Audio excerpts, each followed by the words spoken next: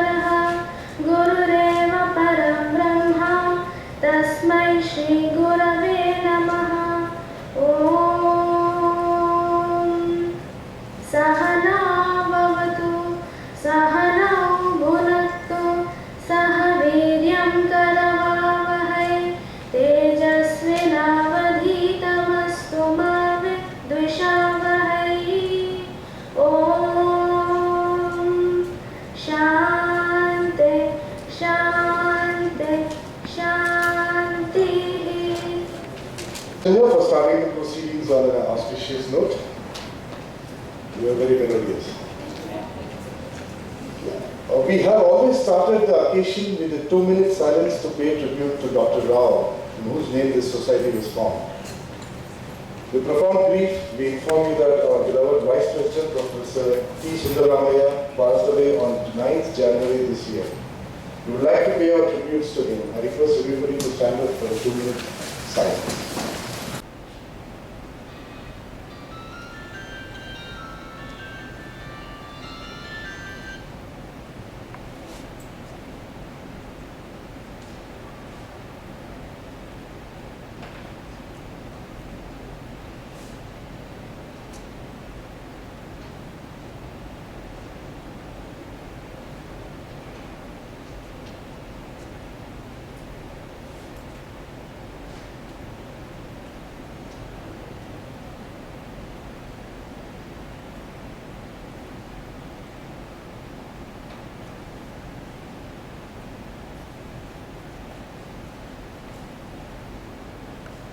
Fundraiser for today's event, a small film on KVRSS. So, Auntie, I mean,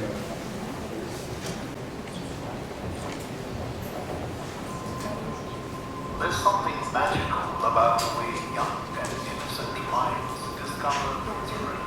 discovery happens to a restless mind when okay. May I now request Mrs. Anita Gupta to welcome the guests to the event. Mrs. Anita Gupta. It is my privilege and honor to welcome you all to the 16th year of celebrations of the Society. It has been a wonderful experience with the participation and guidance of all of you, which has enabled us to take forward various activities like the Science Fair, the Science Quiz, Science Debate, School Talent Award, and the Young Scientist Program. Over the years, I've personally seen the increase in the awareness of knowledge among students in terms of their participation, presentations, and competitive spirit. We are happy that our society has been involved in identifying the spark among such students through our activities. I appeal to all those present and seek advice from large institutions, laboratories, universities, and industries in our efforts to take it to the next level. We are indeed honored to have eminent scientists today in our presence. I would especially like to thank Dr. A. Ajay Ghosh, Director NIIST Thiruvananthapuram, who has come all the way from Thiruvananthapuram, and Mr. B.V.R. Mohan Reddy. Yes, an applause for Dr. Ajay Ghosh. Thank you, sir.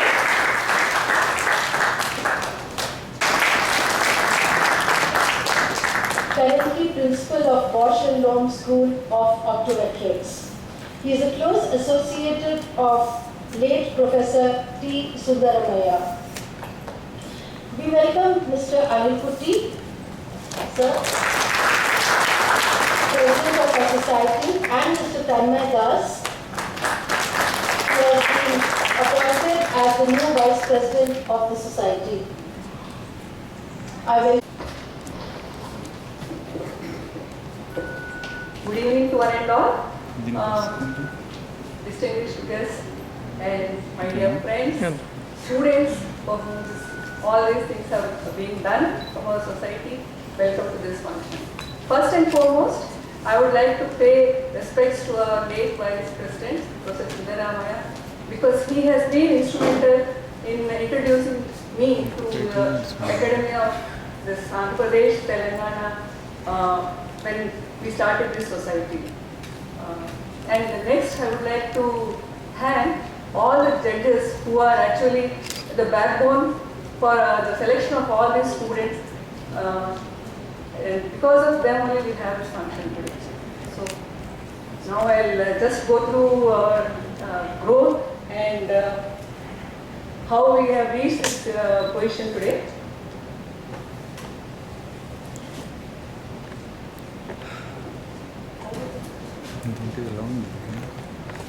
And encourage students to take up science as a career.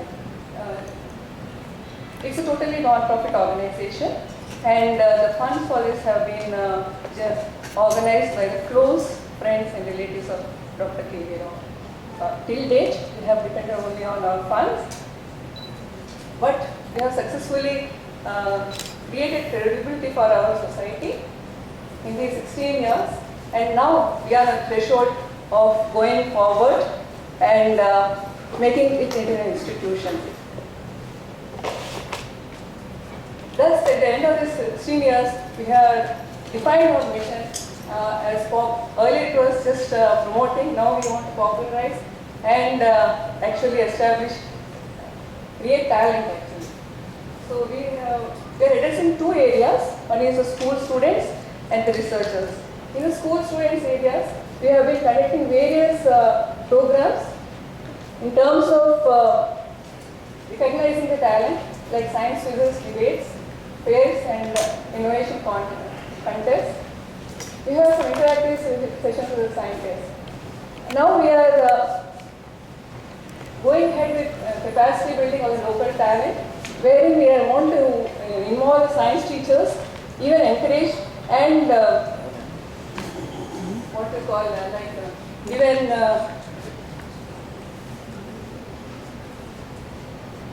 we want to actually encourage science teachers to teach because we feel that teachers are the backbone for encouraging the students.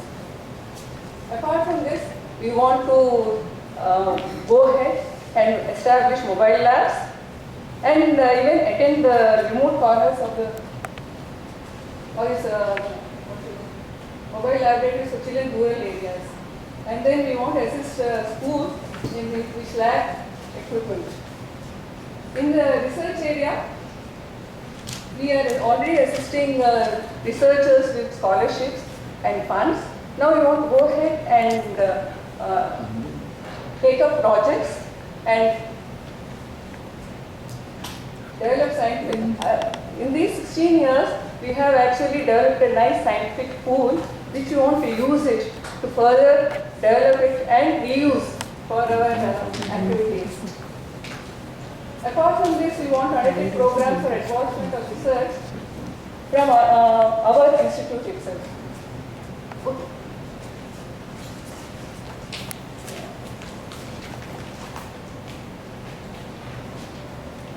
The inspiration behind this society was Dr. KV Rao.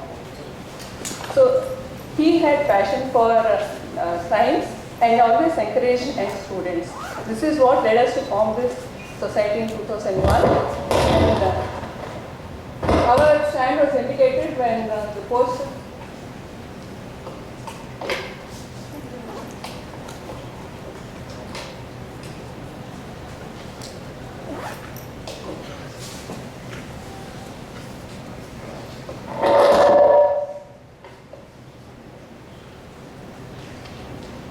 Our stand was indicated and the postal department itself supported us and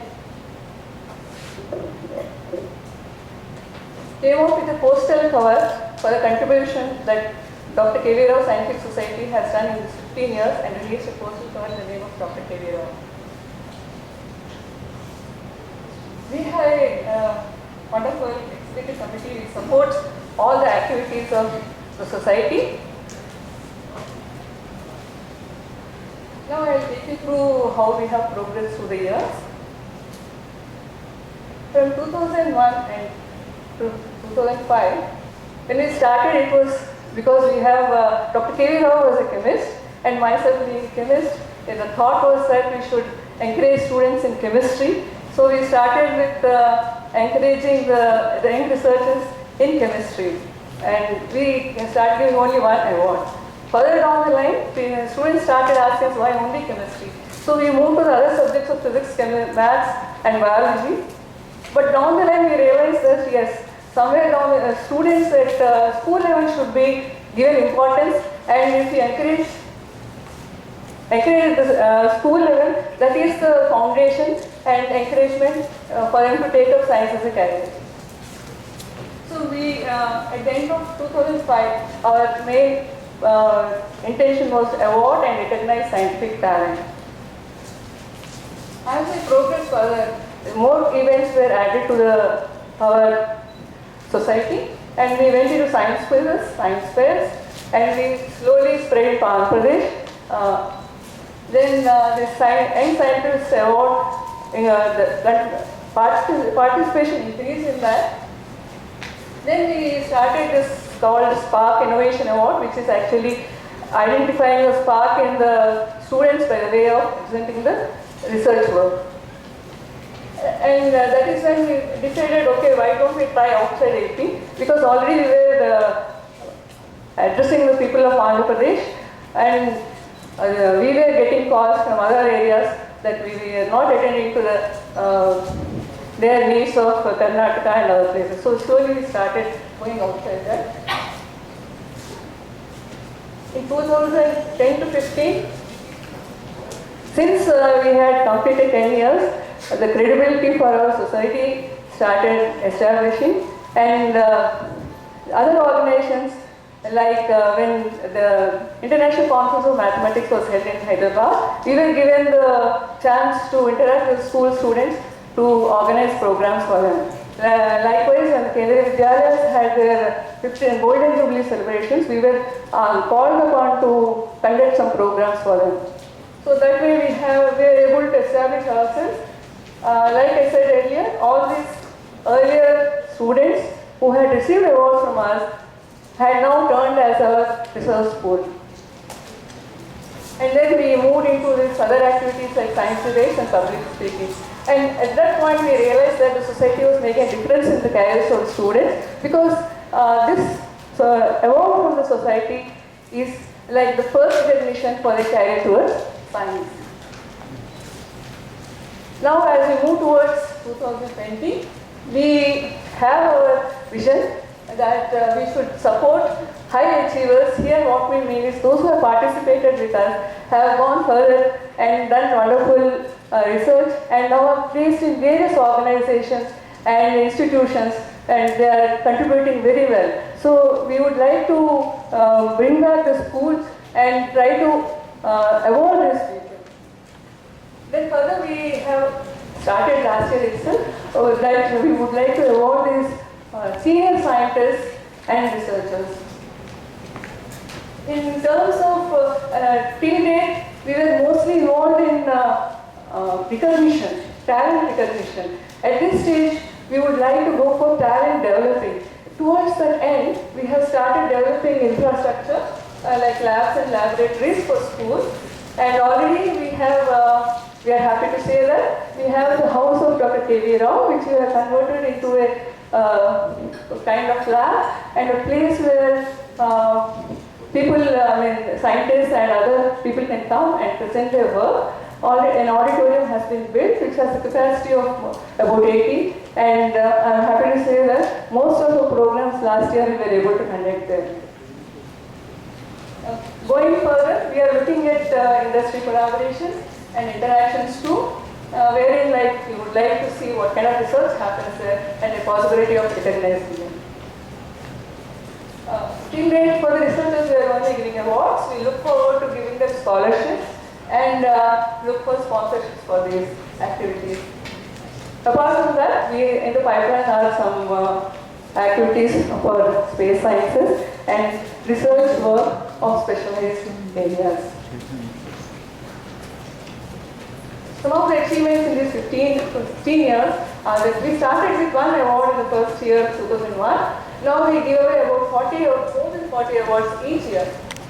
And we collaborated with AppFirst and TFirst in that we were highly acknowledged by DST for our selection procedure and how we give away our scholarships to the students.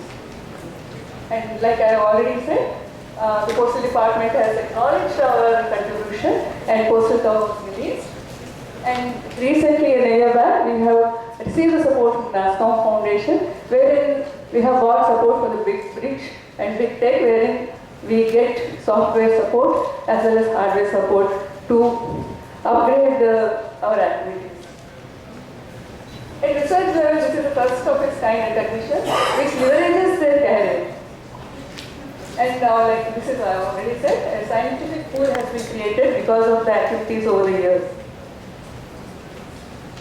I'll come to the specific activities of the society in this past year. So we have done all these various activities in the year 2016.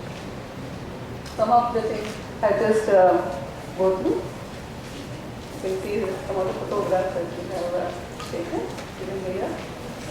Until date, we have given away about 600 awards. We have research participants about 680. And from the schools, we have about 5,000 odd participation. Specifically for 16-17, we have these activities planned. We would like to introduce a mobile science lab and planning and observation too, apart from all the activities that we have been doing all this year. Of course, we are looking for support. That's why we are here.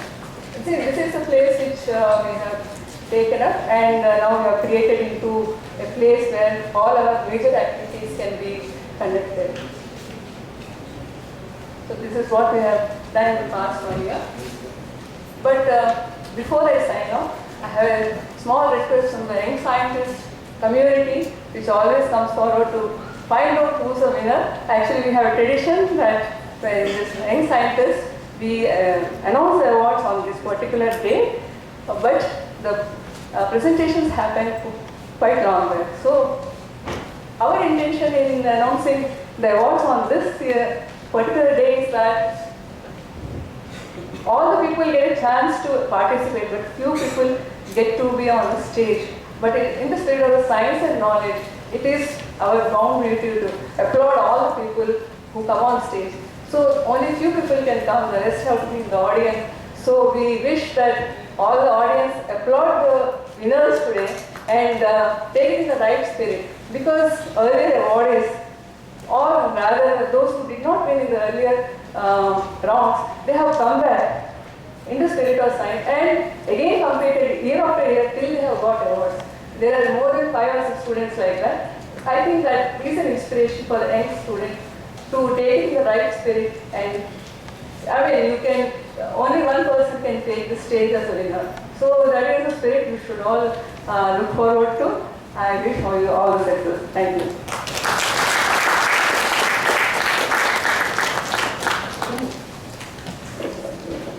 Thank you, ma'am. I think we need to have a very big round of applause, the kind of work we are doing today. And thank you, madam, for the KVRSS here. Now I would like to call up President of Society, Mr. Anil Kuti. Mr. Kuti is the Director of KSK Energy Ventures Limited. Mr. Kuti is the Director of KSK Energy Ventures Limited. He has more than 3 decades of experience in various fields, including banking, administration and power sectors, both from state government of AP and government of India. He belongs to 1978 IAS cadre. He worked as a Joint Secretary, Minister of Power, Government of India till 2007. With a big round of applause, Mr. Kuti.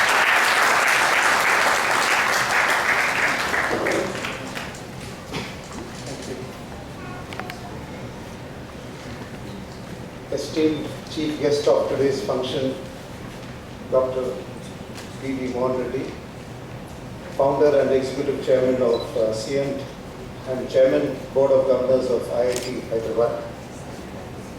Orator for today's function, the 16th Dr. K.V. Rao Memorial Ovation, Dr. A. Ajay Ghosh, Director of the National Institute of Interdisciplinary Science and Technology, Trivandrum, dignitaries in the audience,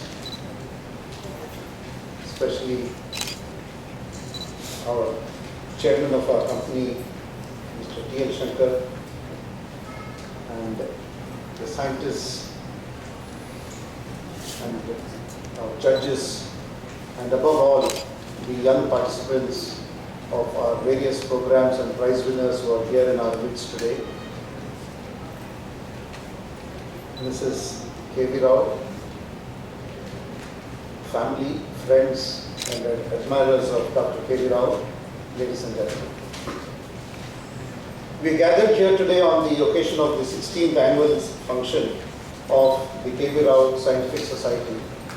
The society that was founded in 2001 in the memory of the late Dr. K.V. Rao, who, as you probably, some of the background of his works have been mentioned. I'll only add to whatever Dr. Ratna had mentioned. He retired as the superintendent chemist of the Geological Survey of India, and among his most important research contributions was the pioneering activity that he did in the 50s, 60s, which formed the base of the Resource Endowment of India, the chemical analysis that was done in the labs that he had actually set up in the GSI in Hyderabad. A scientist with multiple interests, he had worked on various areas including developing community defluoridization plants, a problem that has been endemic right from the last century, and only of late we've been able to tackle that. He has worked on chemical analysis of old monuments, including some of the most important monuments of India like the Taj Mahal, the Charminar, and all this he did many decades ago. It is in the memory of this pioneering scientist that the Dr. K.V. Rao Society was set up, and it is primarily set up by the family of Dr. K.V. Rao, and with huge contribution from Mr. Shastri, his son. The society primarily aims at recognizing young scientific talent, and through our Young Scientist Awards, and more importantly, focusing on young children to foster in them the spirit of scientific inquiry and love of science. As you all know, in India today, most bright children want to pursue careers in either medicine or engineering. Our endeavor here is to promote pure sciences, as we feel there is a crying need to get our best minds into pure sciences, which, as you know, is the foundation, the knowledge base for all developments in engineering or mathematics or medicine. It is therefore a great privilege to all of us here today at KV Rao Scientific Society that we have in our midst two eminent personalities whose work embodies all that the society is striving to achieve. Excellence in science for the greater good of the country and inspiring others to follow. About Dr. Ajay Ghosh, his multifarious interests and path-breaking work in the interdisciplinary sciences of organic, photoresponsive materials, supramolecular chemistry, molecular self-assembly. I'm sure the scientists here will understand, but for the layman, some of these areas would be very difficult to understand. But suffice it to say that I had a small opportunity to discuss some things with him. Some of the areas that he's working in include an area which we as a company here would be interested in, which is that of photochemistry, where he is working on organic compounds which react to light, and ultimately at some point of time he thinks that they will develop into organic photovoltaic panels, something which our company would definitely be interested in. We are truly inspired that somebody of his eminence is here today with us, somebody who's been recognized by numerous awards, including the Shanti Swarup Patnagara Prize. And I'm sure this talk will kindle further some interest, some more interest in the children who are here today. The spark that we... I think it should be loud. There are a lot of children. There is energy, man.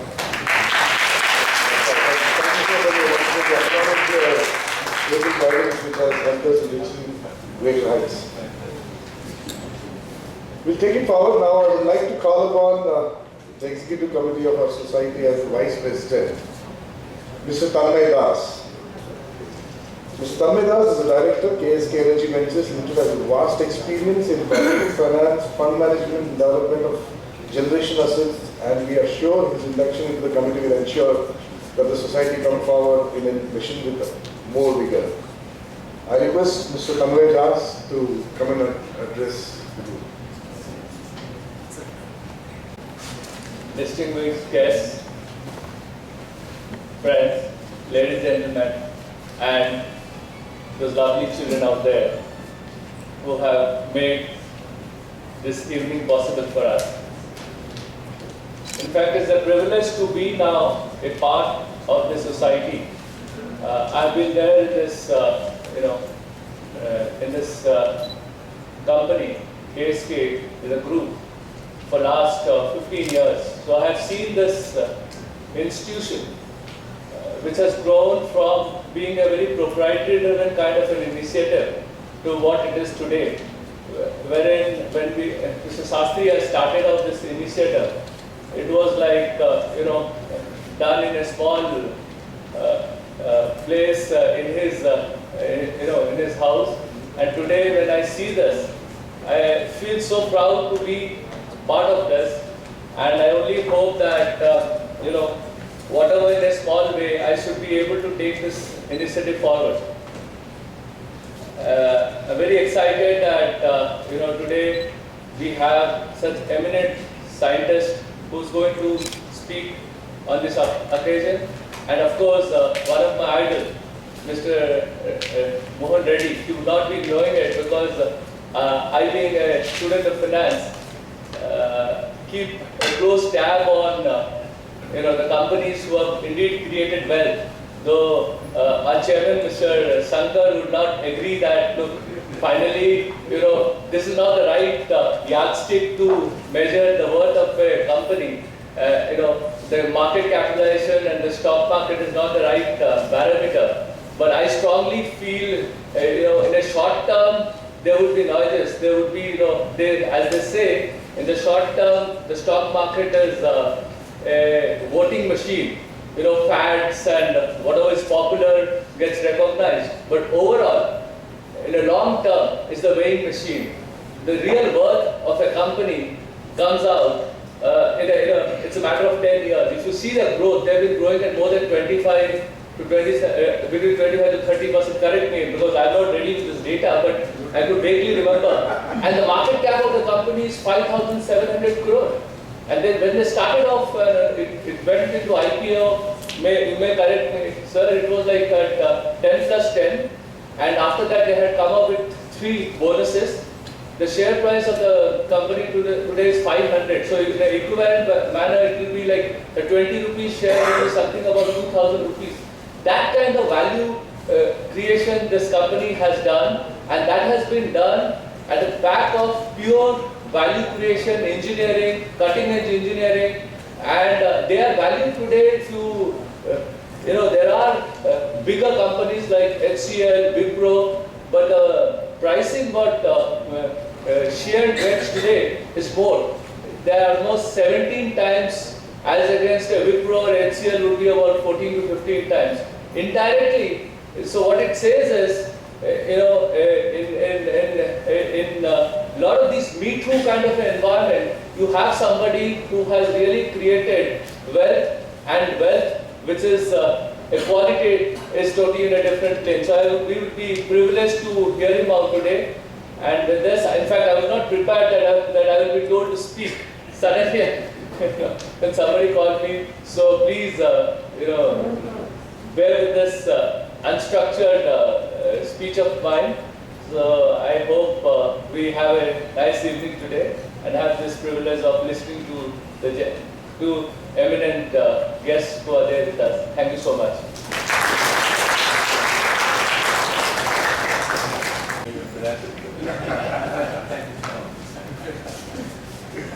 As mentioned earlier this year, the society has been very unfortunate to lose its founder member and Vice President Professor P. Sundaramaya, who expired on 9th January after a sudden illness.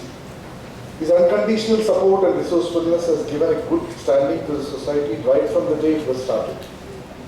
Here we would like to mention that his wife, Mrs. Shesha, has also been associated with us from the beginning as a compare in our earlier events.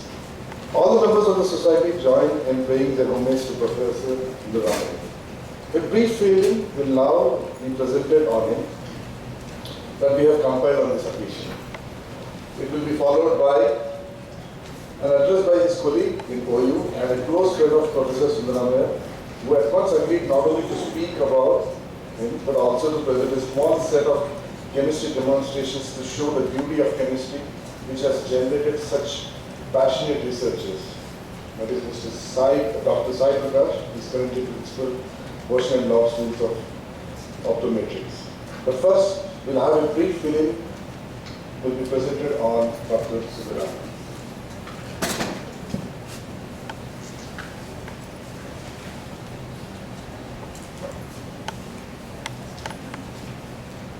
Switch off the lights on the stage.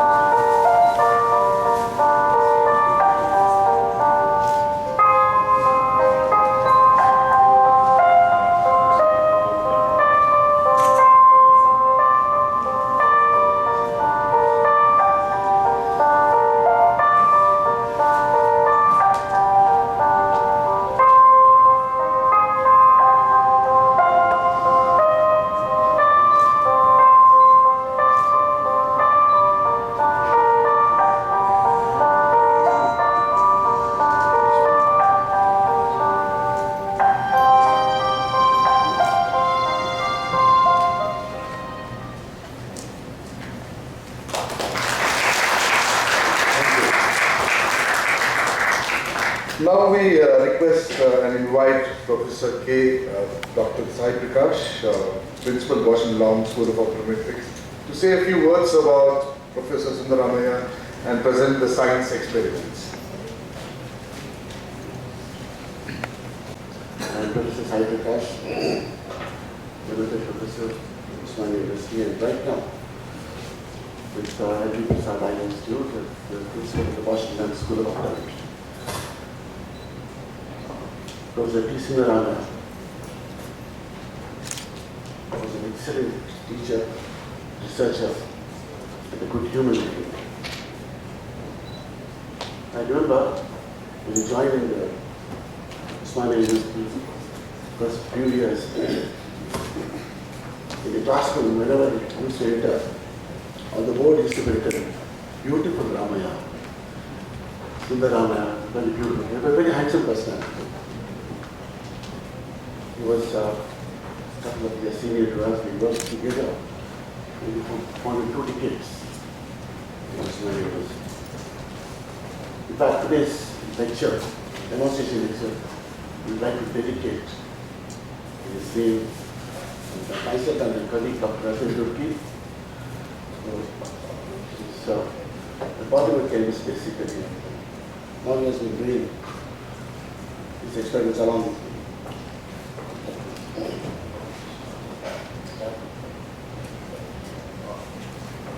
So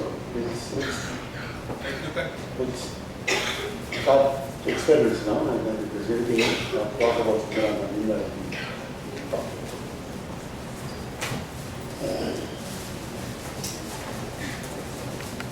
is mainly the chemical formula of a compound of hydrogen and multiple oxygen and But H2O, I can't pick up. I have got no such powers.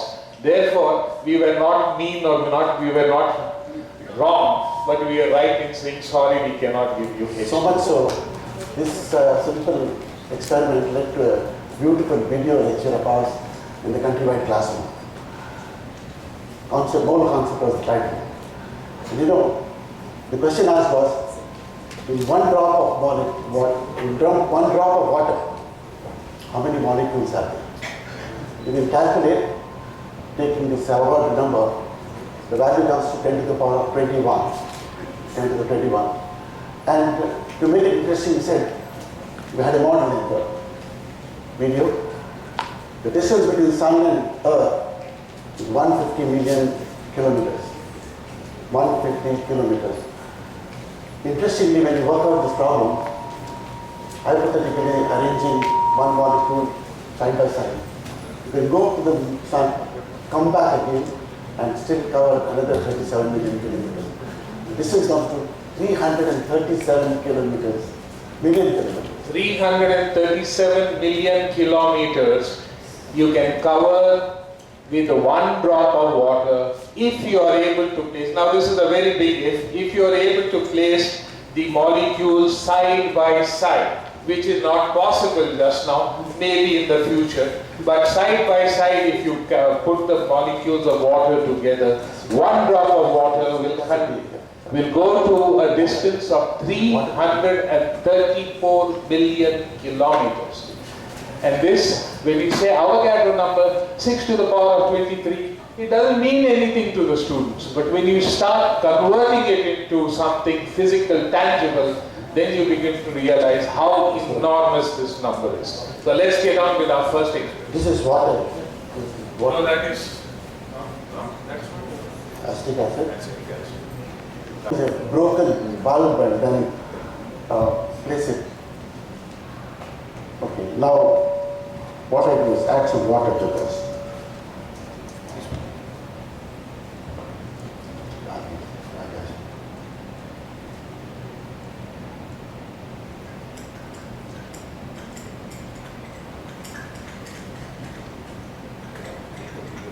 Yeah, again.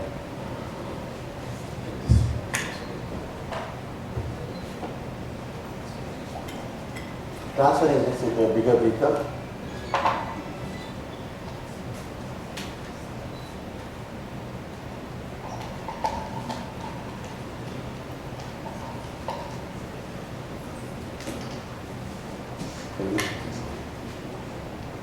Stop. Something happening here. Can you see a glow? Now, one thing, before you start clapping, there are some questions you have to answer. We are learning chemistry, right? And having some fun. Now, as we go on diluting, what is happening?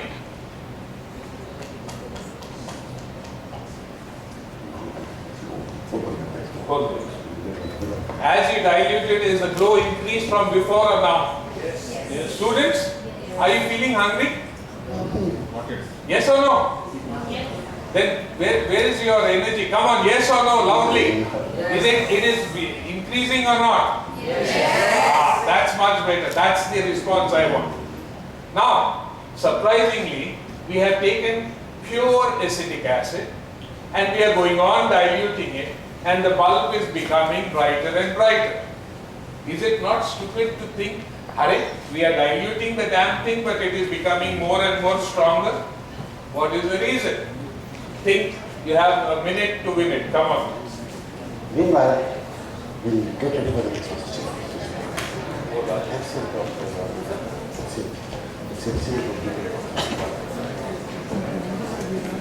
Add water and get more oil. Now, a few drops of sulfuric acid. I heard that gas. That's it. That is what I want from you all. What has happened? A simple experiment to differentiate between strong electrolyte and a weak electrolyte. Sulfuric acid or HCl, whatever, strong acids. The dissociation is almost complete, H plus and Cl minus ions. Whereas in the case of acetic acid, there is an equilibrium. I would like to about it. I had never seen it, but now I'm handling it. You would like to come up? Come, please come up. Most welcome. The more the merrier. Right. So now we are going to do an experiment in which I am going to make use of my student volunteers, and we will see what we can do. Right. So you can switch it on.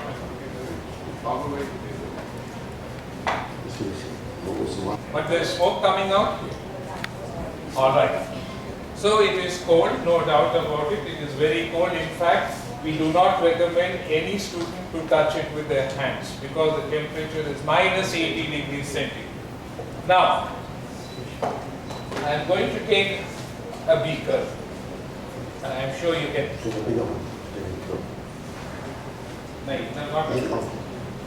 Pour some water into this. Half of it, and I hold it.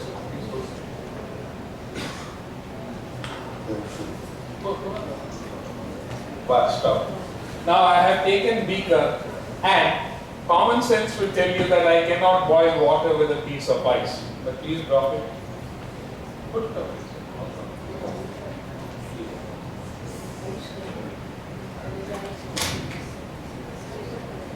You can see bubbles. You can see the bubbles boiling. Now don't, if you are demonstrating, hold it like this. If you hold it like this, no one can see, neither you nor me or them. Ma'am, can you see it boiling? Is it hot or is it cold? Touch it from the It's cold. It's cold, it's boiling. This is all against physics, isn't it? All against chemistry. How can it boil when the temperature is still cold? So now, the question is why? Dry ice and water, what is happening? A reaction is taking place. It's not exactly. What is happening?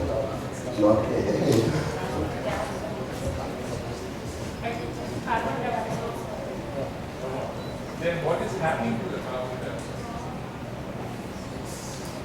Alright, we will do one thing. You are partly right, yes, of course. It is not really boiling. It gives us the apparent this thing that it is boiling. I am going to take this piece out.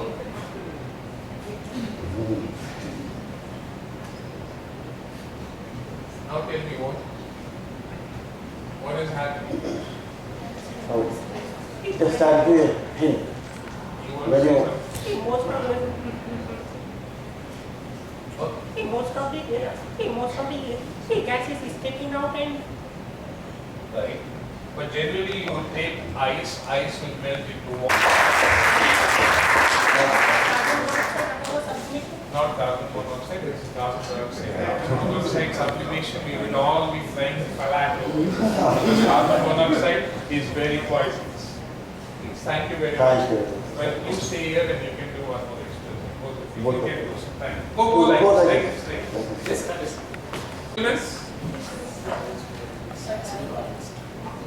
It will, yeah, a dye or even yes, generally a dye, which will tell us whether the solution is acidic or base.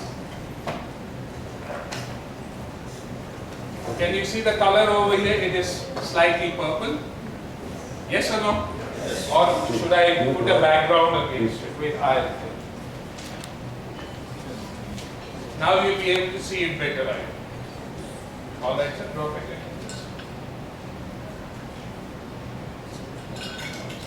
Take one more piece from here on the beaker. Add one. You can see a nice amount. Now, question again to the students. Carbon dioxide is an invisible gas. Then what is all this that we are seeing?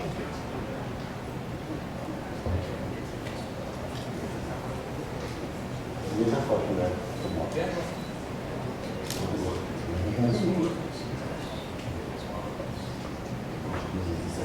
No, don't touch it. You can see some change in color over here. From purple it has become bluish green. Okay, don't worry, there's nothing happens. In chemistry laboratory we must drop, spill, burn our hands, then only you learn chemistry. Don't burn your hands. Now can you see some changes taking place? Why? From purple, bluish green to green, and now it will become yellowish green. Add one more piece if you can. Pick up that same thing that is fallen down, doesn't matter. You can see it turning yellow. Let her hold it, let her feel it, because careful.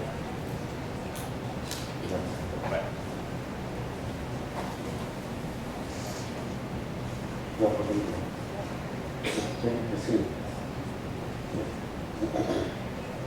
Now we have got 4 changes of color, and this is why, because when carbon dioxide dissolves in water, it produces an acid called carbonic acid.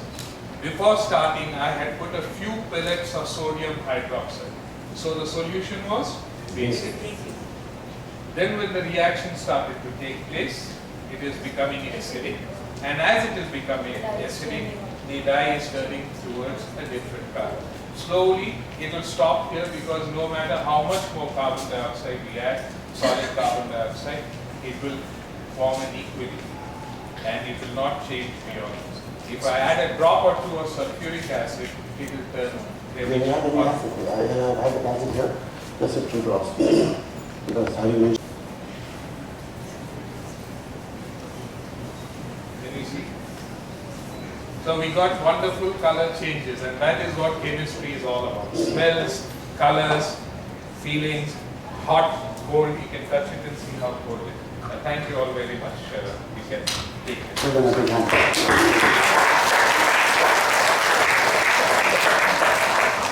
Now generally, every morning, I presume that most of you do brush your teeth.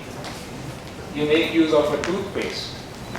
What does the toothpaste contain? In the meantime, you can just rubber everything. To polish your teeth, which is called a polisher or a abrasive, which is generally very fine calcium carbonate. You have a humectant. Humectant is something that keeps your toothpaste very soft. So that is generally what is utilized is either glycerol or sorbitol. It gives a little sweetness to the toothpaste also.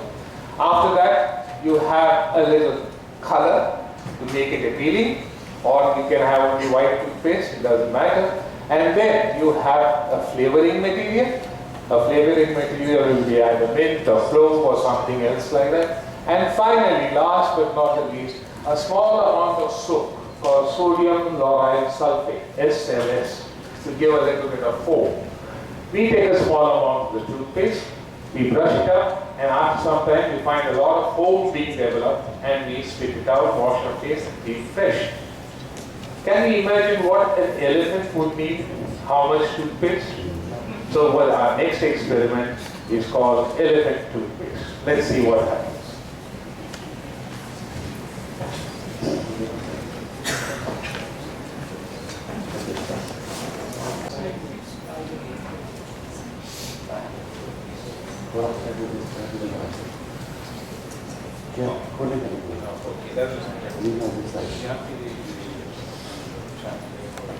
That should be fine.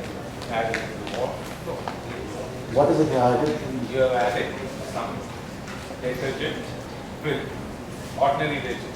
I will show you. Can. You come along, you come and pour some water. Have you dissolved it? Dissolve it completely. But that's all.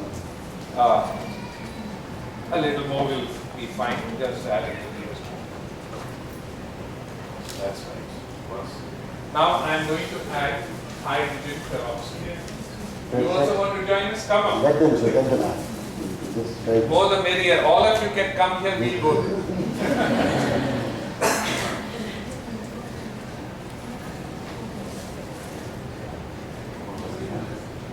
All right, then.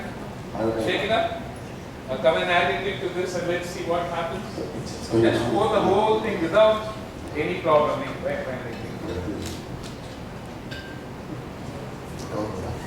Just put this here.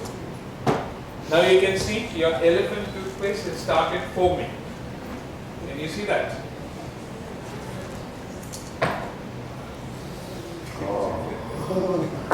Now, an elephant's mouth is a big mouth, so you need a lot of foam. So you can give all of them a big hand. Come on.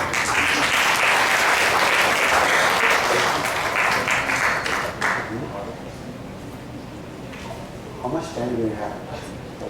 Do you want us to stop? We'll stop at it because it's just going to be here. I had asked you a question and you have not answered me, and I have now forgotten what the question is. So I'm sure you will also have forgotten. But anyway, I would like to thank the society for inviting me and giving this chance to demonstrate something and say that chemistry can be fun. Many students find chemistry to be a very boring subject, but it is great fun if you really enjoy it, and you will enjoy it if you look at it not from mugging up the formulas, but by understanding the basics. And I would like to thank Mr. Babu Bhai, our driver, though he is on Rosa, he has taken the decision to come and help. And my daughter Khatija, who is also on fast, I told her not to come. But all these people, including Sai Prakash and I are school friends. He is my mentor, guide, and he is my PhD guide also. And we have been together for the last 45 years. You can see.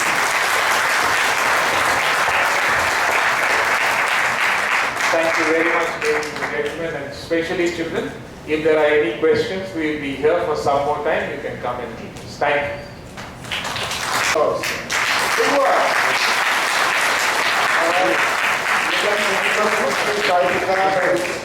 For amazing enjoy. Moving forward, Dr. A. Ajay Ghosh from NIIST Thiruvananthapuram among us today to deliver the 60th Dr. K.V. Rao Memorial Oration. The topic of the oration is Science and Technology Empowering People and Nations. Before I call upon Dr. Ajay Ghosh, I would like to give you a brief profile about him. Dr. Ajay Ghosh is the Director of the National Institute for Interdisciplinary Science and Technology, Thiruvananthapuram, India. He is a professor and the Dean of Chemical Sciences Academy of Scientific and Innovative Research. Born in Kullam, Kerala, Mr. Ajay Ghosh obtained his PhD in chemistry in 1989 from Calicut University, working on solid phase peptide synthesis. He joined the Regional Research Laboratory, CSIR, presently known as CSIR NIIST, as a scientist in 1988. Subsequently, he was the Alexander von Humboldt Fellow at Max Planck Institute of Stefan, Germany, a visiting faculty to many universities and research institutions abroad. He had research and administrative experience of over 26 years in CSIR NIST. At various levels before he took over as a director CSIR NIST in 2015. He contributed immensely in the interdisciplinary areas of organic, photoresponsive materials, supermolecular chemistry, molecular self-assembly, organogel, and molecular probes and sensors. He is a recipient of many prestigious awards, which include Shanti Swarup Bhatnagar Prize for Chemical Sciences in 2007, the Infosys Science Prize in 2012, the Silver Medal and the Chemical Research Society of India 2013, and the TWAS Prize for Chemistry in 2013. He is a fellow of all major science academies of India and abroad. He is on the editorial board and advisory board of many national and international journals. He has been a plenary or invited speakers to many national and international conferences and has delivered more than 300 scientific lectures. He has published 145 research papers and 11 patents. Mentored 19 researchers for PhD. His publications are well cited in the scientific literature. In addition to his research responsibilities, he is actively involved in the science education, science popularization, science awareness programs, organizing conferences and workshops, etc. We are honored to have him here and to deliver the 16th Dr. KVR Rao Memorial Oration. The topic of the oration, as I said, is Science and Technology, Empowering People and Nation. Please welcome Dr. Ajay Ghosh with a big round of applause. Loudly, children, you need to have a lot of attention.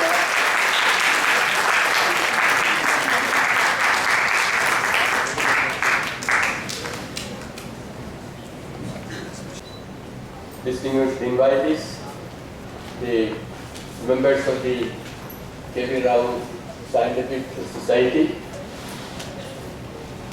students, ladies and gentlemen, good evening to all of you. It is indeed a great pleasure and honor for me to be being with you as a part of this Dr. KV Rao Scientific Society annual event. I sincerely thank the organizers, particularly Dr. Ratna, for inviting me and also requesting me to address the audience, particularly the young talented students. I must tell you, whenever and wherever I get an opportunity to meet students, I never want to miss it. Honestly speaking, I wanted to be a teacher, but I ended as a scientist. So to compensate with that, whenever I get an opportunity to go and meet students and talk to them, whatever I know about science in general and chemistry in particular. But before I go to the topic of the lecture, please allow me to pay my respect to Dr. KV Rao, who I understand is a visionary and a true scientist with great passion to science, deep commitment to science, and throughout his life he worked for the popularization of science, which eventually led to this scientific society.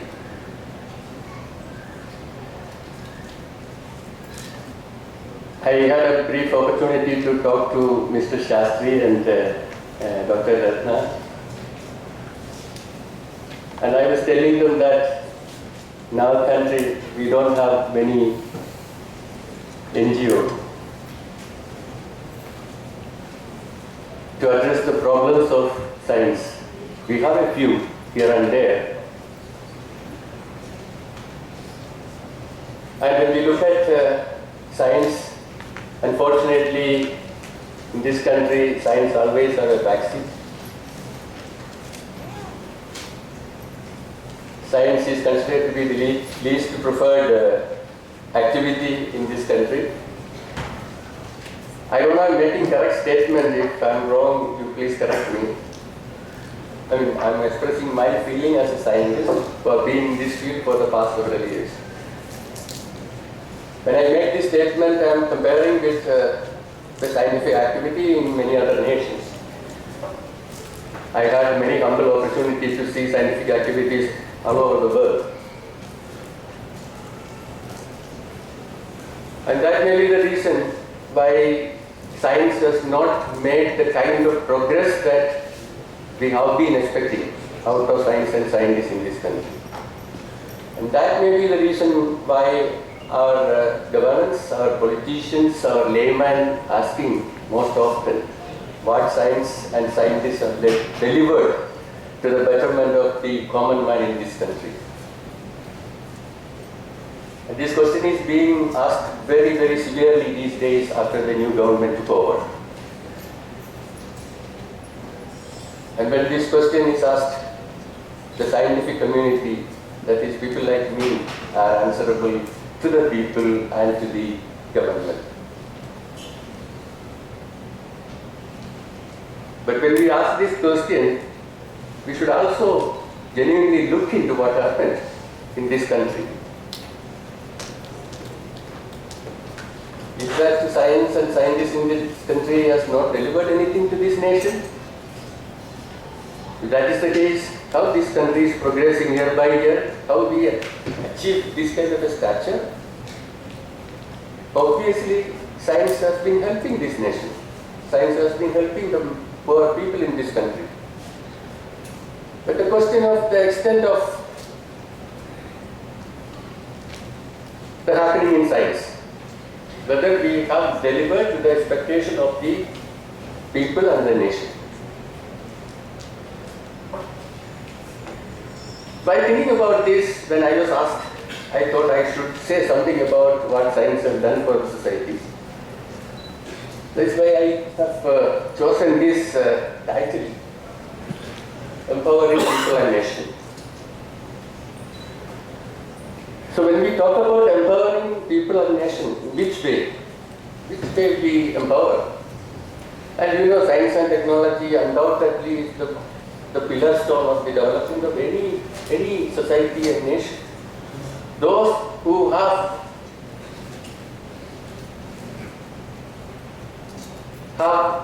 developed their scientific capacity, those nations have conquered the entire world. I mean, this is the history. Now when we talk about empowering nation, empowering people, there are many ways that we can empower. Of course, education is the most powerful empowerment.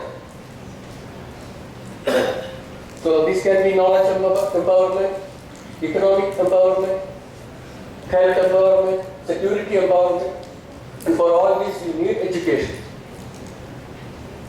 And under education we have science, and from science we go to technology. So that is how we empower the society, empower the nation, and empower the world. And now what science and technology has done in this whole business of empowering people. So the question is, what science has done for us? If the layman understand what science has done for the society, then he will or she will start appreciating, and they will recognize science and scientists. And when this happens, then science will take a leading position in the society. So the problem is, today the layman they don't understand what science has done to the society. And when the layman fails to understand what science has done to the society, science will never get respected by the society. And when science is not respected, science will always have the backseat. And that is what is happening. So it is a responsibility of the scientist and the educationists to bring what science has done to the society, to the layman. So we need a language to communicate with the people, because laymen, they don't understand. When you talk chemistry, when you talk physics, when you talk mathematics to laymen, they don't understand what it is. Today you have seen some demonstration, beautiful demonstration of chemistry. When you demonstrate something, sometimes you will understand what it is. But when you go and talk about reactions, layman may not understand, only the expert will understand. So you need to have a language by which you can communicate to the layman what science has done. Unfortunately, we scientists most of the time fail in this process. So someone asked me to talk about what I am doing. And when I go and talk to a public that I am doing, I am making photoresponsive material which react or which absorb light, and then lot of reactions happening there. Or when I talk about a medicine, when I say that this medicine is something, this is a chemical formula, they may not understand. So you have to evolve a language by which you can communicate in the simplest language what is all about science, what science has done, what are those great discoveries which influence the life of ordinary people, how it empowered individuals and the nation. Then only we may be able to make people understand the importance of science. And this is very much required for this country, for science to get a prominent place in the society. So when you ask these questions, what science has done, the answer is, it has done plenty and plenty and plenty to the society. And for that there are examples, hundreds and thousands of examples in front of us.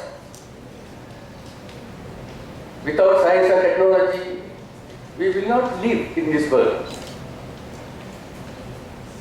So there are few things, if you can see, this is something which I have taken from the internet. When you go to internet, you will see all these things. So there are many things like automobiles, food, water, light, medicine, internet or mobile communication. Well, these are few examples. There are several examples like this.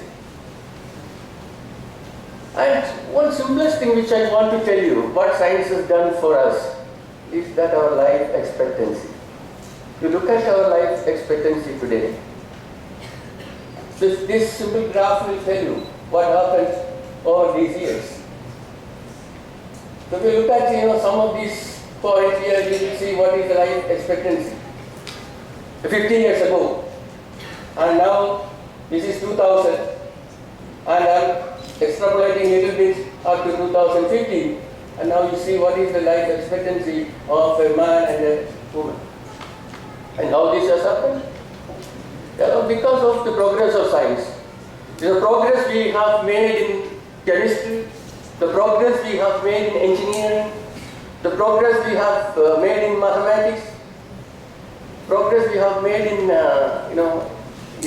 life sciences, all these are immensely contributed in increasing the life expectancy of the human being. So this is one thing. But for all this, from this example, I'm coming to a very important point, that we must have a scientific spirit, just like we all have the national spirit. This is nationalism. This spirit is very important. When you think that your country is important for you, you will work hard for the nation. And this kind of an attitude, that's hard working and the ownership of the nation. If you think that this country will perish if I don't work today, then there is no doubt that this country will progress. So the main problem with all this, not only in science, in everything, is this kind of an attitude. Patriotism and nationalism. A little bit of history. This is something which all of us know. But I think I should also take you to some of these things. For example, if you look at this great country, India, which we are living, there's a great history, a great civilization, and over and above, we have a rich scientific heritage in this country, which you can see from many examples. Whether it is in education, whether it is in medicine, whether it is in core subjects like mathematics, astronomy, astrophysics, whether it is in metallurgy, this country has produced a lot of marvels, which is still remaining as examples. And this country has produced great sons. For example, Srinivasa Ramanujan, you have Jagadish Chandra Bose, you have great C.V. Raman, we have Baba, we had Sarabhai, we had so many other examples. So we have a great tradition, great history. It's always good to remember all this. It's always good to tell the young generation that we had such a great history in this nation. But if you look at afterwards what happened. For example, when you talk about science, we always complain after C.V. Raman why this country failed to produce another Nobel laureate. So what went wrong? After having such great history, this country has produced the first residential university, Nalanda, Takshashila. Then where did we fail? When as the time progressed, obviously something we missed, maybe due to many reasons. Under colonialism, we lost many things. We lost opportunities, we lost our wealth, time. Look at some of the great discoveries. I was mentioning that the layman doesn't know what is science. When you see a bulb, we never think what is it. You only use it. Use the benefit of all discoveries, the benefit of science, the fruits of science. We never worry about what it is. There is no need. Why should I worry? But sometimes it is good. If you are an educated person, I think you should spend some time on each and everything what is happening around you. And tell people, tell the layman. For example, you take this simple device, bulb. It's a great discovery. And there are so many other things, for example, electricity, electric motor, battery, which is storage of energy, steam engine, which is a locomotive, automobile, aeroplane. So many things. I'm listing some of the important things. All these things happened elsewhere. When there was a time, there was a great need. So most of these things, discoveries, happened because of necessity, because of demand. And then you look at today, some demonstration we have seen. I mean, that is what is required in education. Especially when you talk about science. There is no point in talking about reactions and theories and other things. It's all about seeing. You have to demonstrate to the students. Now most of the students run away from chemistry. Why? Because the way it is being taught in schools. The wrong way of teaching, we are still following. There are exceptions. I am not ignoring those exceptions. But I am generalizing. I know many of the schools in Kerala. Those are private schools. The way chemistry is being taught there. It is no wonder that the students are running away from chemistry and science. How many of our young children have seen this experiment in the classroom? Any one of the young students sitting here, have you seen this experiment in your classroom? I am fortunate that I have seen this experiment. Even I. Oh, you have seen. Great. What is it? It's a cathode ratio.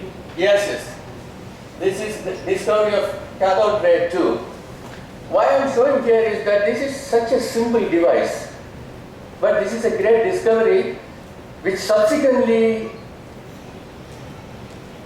helped in so many other discoveries which are listed over here in the right hand side of this frame. This is a simple glass tube, evacuated glass tube connected to electrodes, and when you give a high voltage, you see electrons passing. My chemistry teacher, he demonstrated this experiment to all the students of those days, and we were excited. And I must tell you that my chemistry teacher during high school days, he is mainly responsible if I have taken chemistry.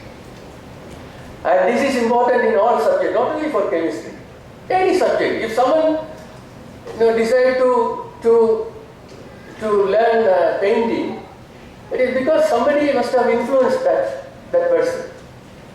And if that person is good for painting, and we should allow that person to go for painting instead of asking him to go for medicine. So this is very, very important when you identify talent of students, and teachers are very, very instrumental in this. So coming back to this discovery, I must tell you, if someone asks me what is one of the greatest discoveries, I will first put this one. That is the reason I put this one as my number one example. Remember, I am talking to not the front seaters. I am talking to the back seaters, the young students who are sitting, those who have got some recognitions. And these people are going to be the leaders in the coming years. So I am addressing most of you today by showing this great discovery.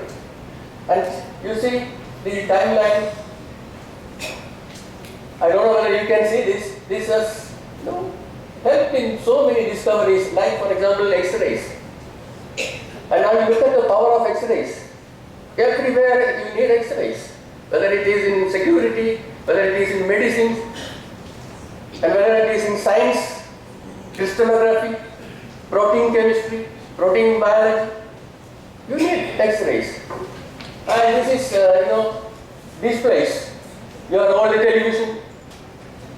And this is in medicines, this is in science. So everywhere you need this. And then I'll show you another example, a great discovery. I'm trying to address how these science discoveries, technology has empowered the entire world. And what is this? This is discovery of transistor. You now imagine if transistors were not discovered, what would have been the case today? A discovery happens in 1948 in Bell Lab. Now everything is dependent upon this transistor, electronic chips. This is another example where in chemistry chipping, vulcanization of rubber. A very, very simple accidental discovery. Somebody, accidentally, put something in rubber, that is sulfur, and then found that something is happening. That is called vulcanization. And imagine if this would not have been there. What would have been the case today? All the entire automobile industry? Probably train would have been there. You don't need a tire for train. But all other things. So how the life has become pleasant for us by a simple chemical reaction. something from biology. I'm touching all the subjects. From physics to chemistry, now to life sciences, biology. Discovery of penicillin. If penicillin would not have been discovered, what would have been the life today? The life expectancy chart I have shown in the beginning. That will always remain like that. It will never go like this.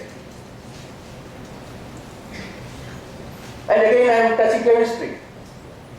Painkillers, take the painkillers. There were no painkillers, what would have been the life today? Such a simple thing. But have you ever thought of how a painkiller is being developed? How many years of effort? How much money invested upon that? When you buy a small, a chemical like this, which is called paracetamol, ibuprofen or aspirin, you never worry about what it is, how it came all the way from the laboratory to a medical shop. It takes several years, 15 years, 20 years, so much of money. So many scientists spend their life in the laboratory smelling all these chemicals. Another example, this is called magnetic resonance imaging. Now we all know MRI. This word is so familiar to all of us because most of the hospitals and health industries are surviving because of these kind of devices. And our health, our life is, maintained and managed because of all these discoveries. Now I am coming to an important point that we are talking today. Make in India. So why I am showing this here? Because this has become a major initiative by the new government and everybody is talking about. And what prompted this government to introduce this mission program, Make in India? To answer this, I have shown all these things which happened. But most of the things, for example, you take the last slide which I have shown, that is the MRI machine. Just an example. Or any such example of a life-saving machine. Are we producing any of these in this country? Answer is no. At this point of time, we should think about something very, very important. That today I have been discussing with Dr. Ratna and her husband. After independence, we created a lot of elite class of institutions in this country called IITs. Initially, 6 or 7 of them. All our best students, they get admission there, they spend 4 or 5 years there. Government spend a lot of money. They are the best brains. And the best brain, underline. Because for science, we don't need manpower, we need brain power. Without that, science will not work. So the best students, like you are fortunate you get admission to IITs. Get the best training, most talented, you complete your studies, then what is happening? All of you or most of you go abroad. Because you have best opportunities, better opportunities there. You can perform much better there. And the people, the government invest upon you, get best training, you are the best talent. After getting trained, you go abroad. And what is the country losing? The best talent, the best brain. And then you are complaining we are not producing ramen. And then you are complaining that we are not producing any life-saving equipment yet. So what is required is that we should have a mechanism, we should have an ecosystem wherein these talented people are being retained in this country. Let their brain work for the nation and the people. Fortunately, I think the last several years, many things are happening in this country. And now we have this initiative, Make in India. And what we mean by Make in India? Make in India means that most of these things which we require in terms of products, we should make in this country using our own science and technology. This is not copying something which people have done somewhere else. If that is the case, you will again miserably fail. For this, you have to innovate in India. You should have ideas. You should innovate. Unless and until you have ideas and you do not innovate in India, you will never be able to make in India. You may be able to copy something. And to empower the nation, empower the people, we should have this innovative mind. And for that, we should create that ecosystem to make our young people innovative. Just take this example, which we are all very proud. Our Space Research Organization, they have shown that we can. Our atomic energy program, our scientists have shown that we can. Then how can we say that the scientists have not delivered? The science has not delivered for this country? We are today like this because we have delivered many things. And now the question is, if ISRO can send rocket to moon, why can't we make Boeing? Why can't we make Airbus? Why can't we make this all these sophisticated fighter planes, helicopters? Why should buy these things from France or somewhere, spending huge amount of money? I don't know how much is the deal for the Sukhoi helicopter recently, 6,000 crores or I don't know. It's too much. So that is why we should have this program Make in India with an innovative approach, innovative mind. And now while I was introduced, it was mentioned that some of my research is on photoresponsive material. Especially Mr. Kuti was telling that it may be useful one day for making photovoltaics, cheap photovoltaics, the new generation photovoltaics. So this is one of the areas where a lot of money is being pumped in. A lot of people are working all over the world that how we deal with the problem of energy. That is production from renewable energy sources and at the same time storage of energy.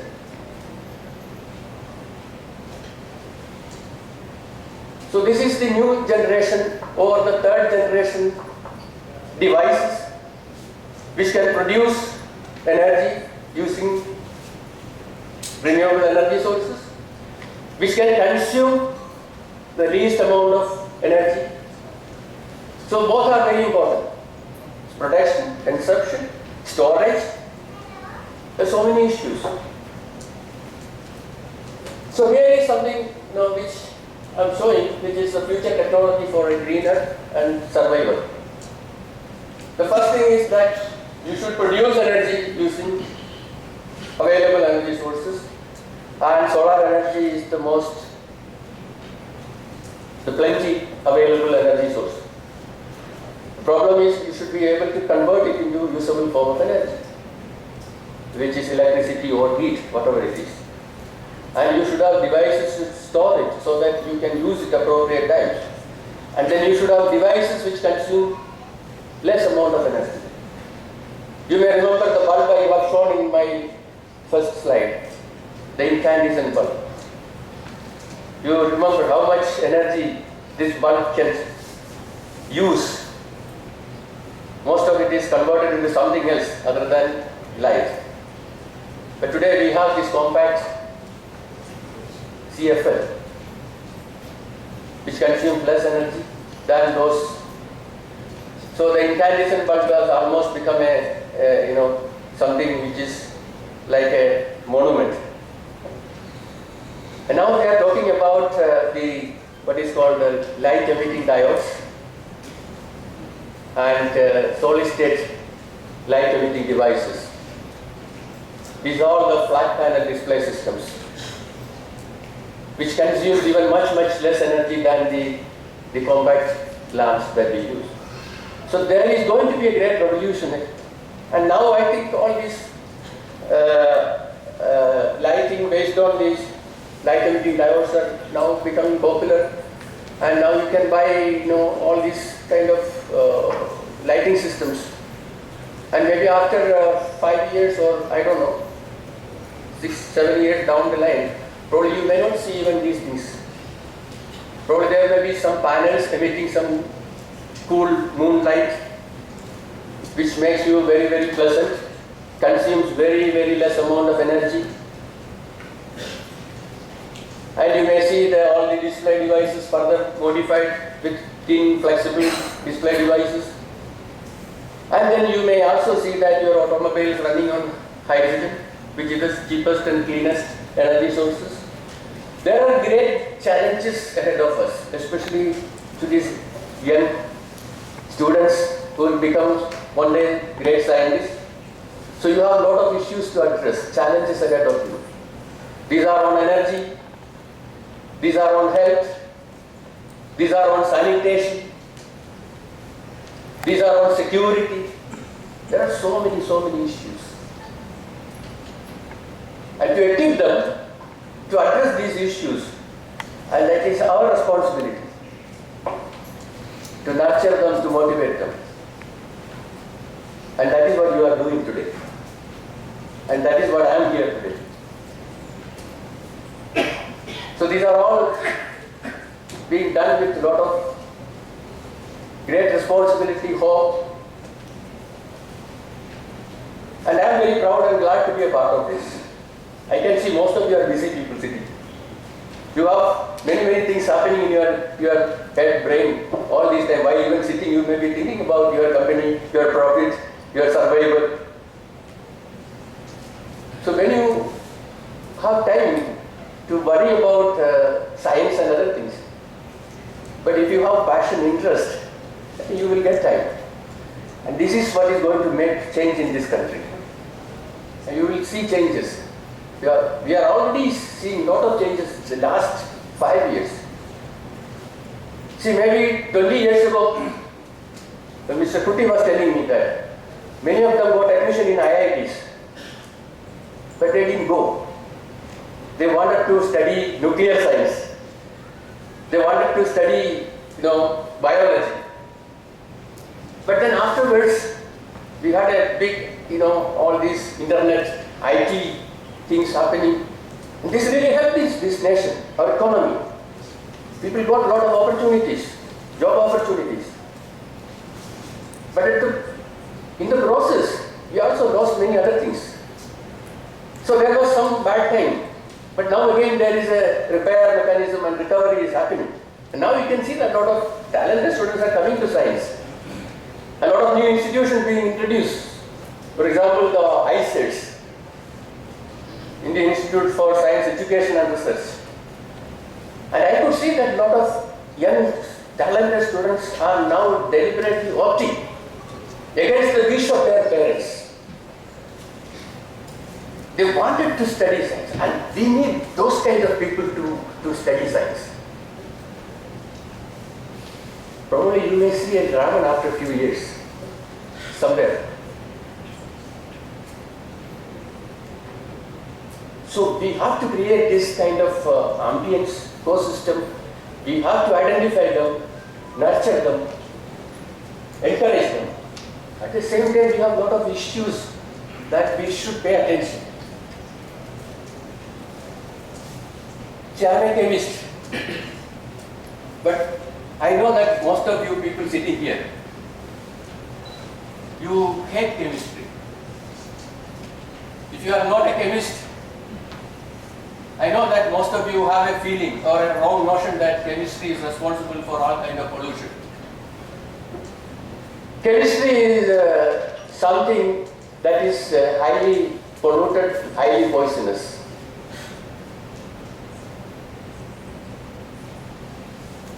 that chemistry is the one which is doing all damage to the environment. But this is not true. Chemistry has done much more good things than what all these other damages that you are talking about. You talk about plastic pollution, the menace, what plastic is creating for us. So people say you ban plastics. Is it possible to ban plastic? Can you live without that today? Impossible. The point is that how we use science. If you misuse, it is not only science, everything will become poisonous. Everything will become problem. Whether it is internet, whether it is science, whether it is plastic, whether it is pesticide. Pesticide is another thing, people say that, oh, everything is pesticide. But without pesticide, how our farmers cultivate? You say organic farming, this and all, that is not going to work in a large scale. You need, but how to use it? You have to educate the farmer how to use pesticide.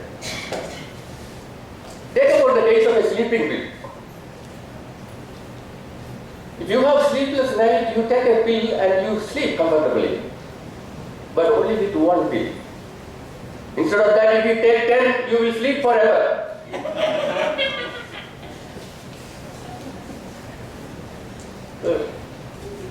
Take about an antibiotic. A doctor prescribed that you should take this much of the dose to treat your problem. Instead of that, if you take the whole thing, you will die. So is antibiotic a poison? Every chemical is like that. It is required for certain purpose, certain way you have to use it. And when I say that most of the layman, they hate chemistry, but I must tell you that there is some chemistry in you. You all love chemistry unknowingly. Chemistry is there in everybody. I'll tell you one very simple example. When two people are in good time, what do you say? Chemistry is working well. Their chemistry is working. Have you ever heard their physics is working? Have you ever heard their mathematics is working or biology is working? They always say that chemistry is working, which means that chemistry is there in all of you. I mean, that is the beauty of chemistry. You have seen the color. You have seen the smell. You have seen the taste. See, you cannot. See, chemistry is happening in you every second. There's thousands of reactions. When I smile, there is something happening. And if any one of you sleep here, I will not blame you because I can only blame your chemistry. Because that is the chemistry happening. No, I am not highlighting chemistry. Every subject is important. When you look at the hierarchy of subjects, you say mathematics always have a top position. And the mathematicians think that, they are the... It is true, you need mathematics for everything. Every learning, the fundamentals of science. That doesn't mean that physics is bad, or chemistry is bad, or biology is bad. But you need mathematics for every fundamental learning. And now you come to physics. To learn physics, you need mathematics. And you come to chemistry, to learn chemistry, you need physics and mathematics. Without knowing good mathematics and physics, you cannot become a good chemist. And now come to life sciences, that is biology. You need chemistry, you need physics, you need mathematics. And that is why biology is the most beautiful subject that you can think of. So when you say mathematics, the most, fundamental and most of the mathematicians are very arrogant. Because they think that mathematics is top. And those who study biology, oh, what is this? Anybody can learn biology. No, biology is even much more complicated than mathematics. We are still understanding biology. The next century is going to be the century of biology. Still we don't know what is happening in our body, everything. We are trying to uncover or reveal many things. So every subject is beautiful. So all of you students, you cultivate your interest and go for it. Again, I must tell you that your teacher is going to be the influential. Your chemistry teacher is a very good chemistry teacher. You will go for chemistry. And your mathematics teacher is a very good mathematics teacher. You will go for mathematics. So there are many issues to be solved. One is like, environmental. So what I am trying to put across to you is that while we doing for all these kind of developments using science, it should be inclusive. We should know how to use without damaging this planet. Because life is going to exist here again millions and millions of years. So we have to keep everything ready for the generations to come. So there is a way to use it. So we have to be very careful. For that you need science awareness, science education, science popularization. Every layman should be made aware of the importance of science, how to use it. For example, pesticide. If you use pesticide in required quantity, it may not affect our life. Only the misuse. So there are a lot of responsibility vested on scientists, teachers and students. Students, each one of you understand what it is. And if you go and tell your parents that that will make an impact. So these things are extremely important. And now I think I have taken enough time, and I think it is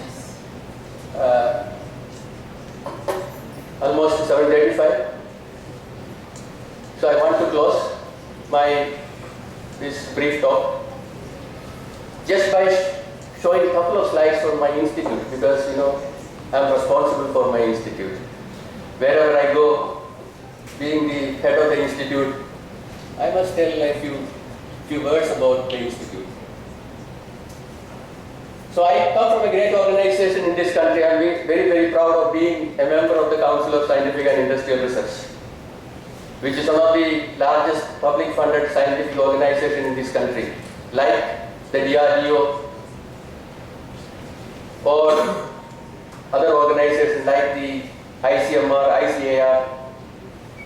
CSIR is a very unique organization. We have 36 laboratories all over the world, specialized on many different areas of science and engineering. So we have one of these institutions, which is called the National Institute for Interdisciplinary Science and Technology in Trivandrum.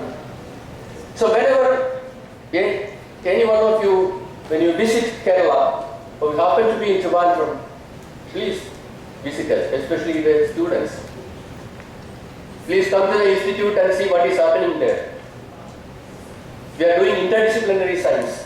This is extremely important today, because the concept of core subjects, core science is slowly fading away, and the concept of interdisciplinary research. Because if you want to excel in if you want to do cutting edge research in any topic, you need to depend upon so many other subjects other than your own expertise. So this is an interdisciplinary institute where we work on many different areas. For example, chemical sciences and technology, material sciences and technology, agro-processing and natural products, biotechnology, process engineering and environmental technology, wherein we have a lot of activities on this area. And most of these laboratories were formed several years ago at different parts of the country as regional research laboratory. You had one in Hyderabad, the regional research laboratory, which is today known as the Indian Institute of Chemical Technology, IICT.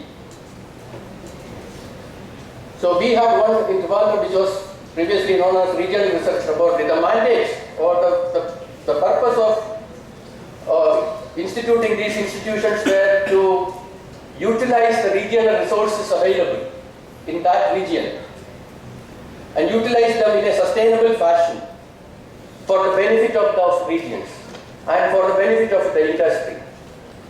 So we are keeping still this mandate. At the same time, we are nurturing high quality interdisciplinary science with the purpose of translating this into useful technology and products. So whenever you happen to be in Trivandrum, please do visit. And with this, I would like to close once again by thanking the organizers for inviting me. It was a pleasant evening for me. I really enjoyed seeing all of you and talking to you. And I congratulate all those students who got recognition, and I wish all the success to all of them. And I'm very optimistic that this country will be one of the strongest nations in the coming years. And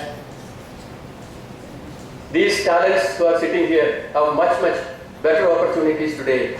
And I request all of you to make use of these opportunities and excel in your field, be the best in your area, and we have a lot of hope in you. And you are the what should I say, the resource of this nation. So with this I conclude, and Jai Hind.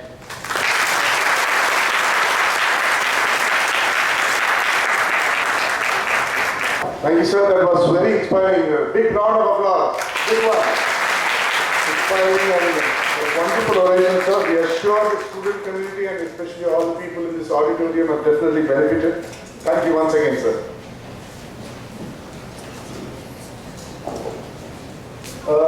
We have among us a highly accomplished technocrat, former chairman of CN, chairman board of governor, IIT Hyderabad, and ex-chairman NASCOM, Mr. B.V.R. Mohan Reddy. I'll just take a couple of minutes, just brief you about his profile. Mr. B.V.R. Mohan Reddy is the founder and executive chairman of CN Infotech Enterprises.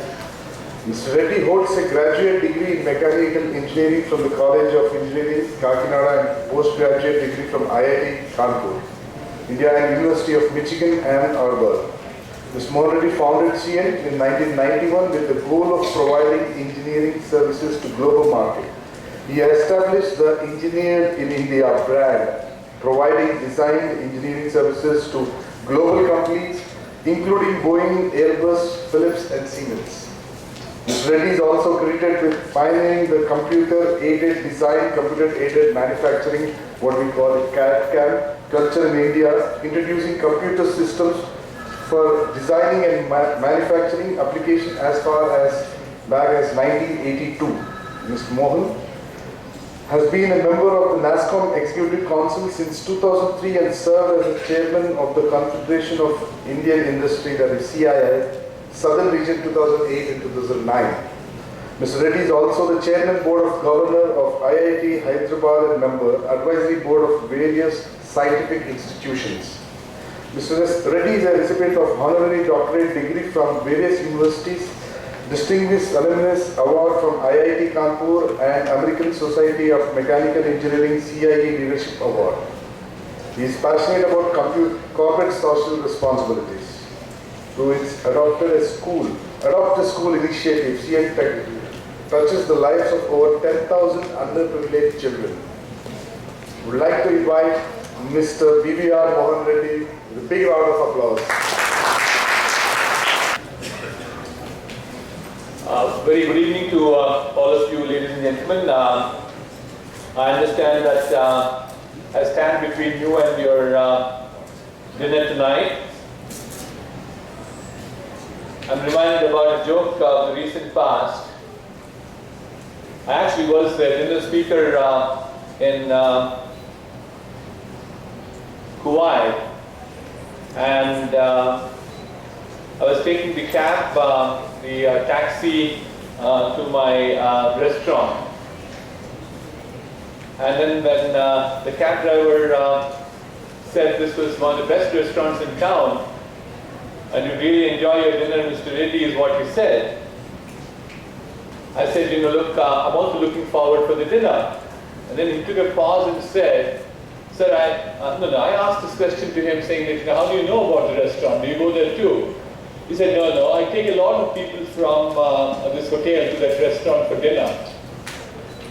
And then he took a pause and said, sir, I believe the dinner is very good, but the speakers are very boring.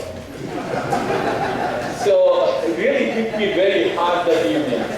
And therefore, thereafter make an attempt to make sure that I come a little better prepared, especially when I stand between you and your dinner or lunch.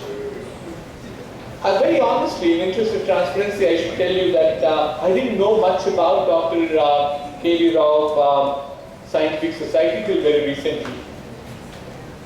I got an email a couple of weeks back, maybe about 3 weeks back, and I just looked at it very briefly, and 3 things appealed to me. The first and foremost was the email request was from an old friend of mine, Mr. Ramurthy Kolluri. And the second one was, it was all about science, promoting, popularizing science in this nation. I am very passionate about it, so I said, yeah, good opportunity. But most importantly, what impressed me was that I would have an opportunity to address young students. So let me not take too much of time. I'll probably take more like about 10 minutes or so to tell you a little bit about what I think about science and technology. Before I get there, as much as I said, I didn't know much about it, but in the last 3 days, I also met with Dr. Ratna and Mr. Anil Kutti. And I didn't realize that we spent about an hour and 15 minutes that day, which was supposed to be a very brief meeting. Primarily, they came to invite me for this event.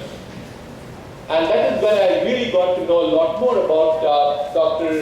K.V. Rao Scientific Society, and more interestingly, how passionately both Mr. Kutti and Mrs. Dr. Ratna were doing a splendid work in promoting science in this 2 states or 4 states, but generally to mankind.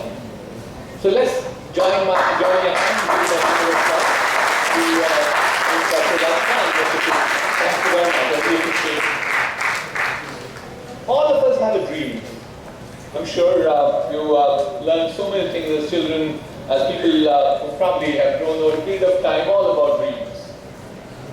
And to have a dream is nothing unusual about. And then, to us as individuals, you typically have a dream all about yourself. You think you want to become an aerospace engineer. You want to be a pilot, that's a dream for you. You want to be a scientist, that's a dream for you. But then you look at a bigger dream. What's the bigger dream that you have? Here's a bigger dream says that I want this nation to be prosperous. I want this nation to have more amount of health, more amount of agriculture, more amount of education. So we like to see more amount of prosperity to come across to this nation. A prosperity which can definitely bring in more things to happen to all of us. Inclusiveness. Inclusiveness of rich and the poor. Inclusiveness in terms of diversity of genders. But all these, if you take a moment and think about it, a common thread which can make it happen is technology. And technology is not new to mankind. Actually, change is not new to mankind.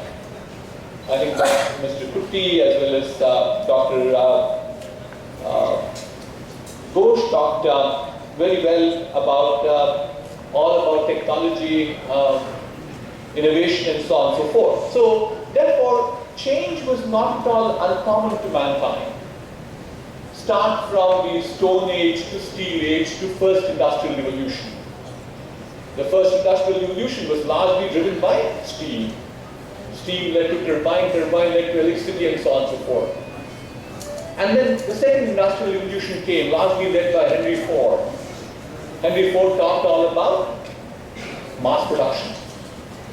So automobiles became accessible to people.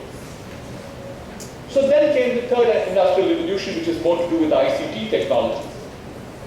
But each time a revolution came in, more amount of prosperity came to mankind.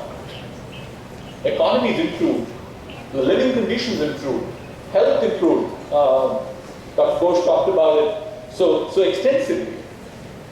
medicine brought in longevity. Very impressive chart. We'll probably become 85 years by 2030 or 2025, somewhere around that time. But I keep joking with my grandchildren that they all wait, and God willing, they'll all live for 100 years. That's how medicine is progressing in the world. Consciousness is increasing so intensely.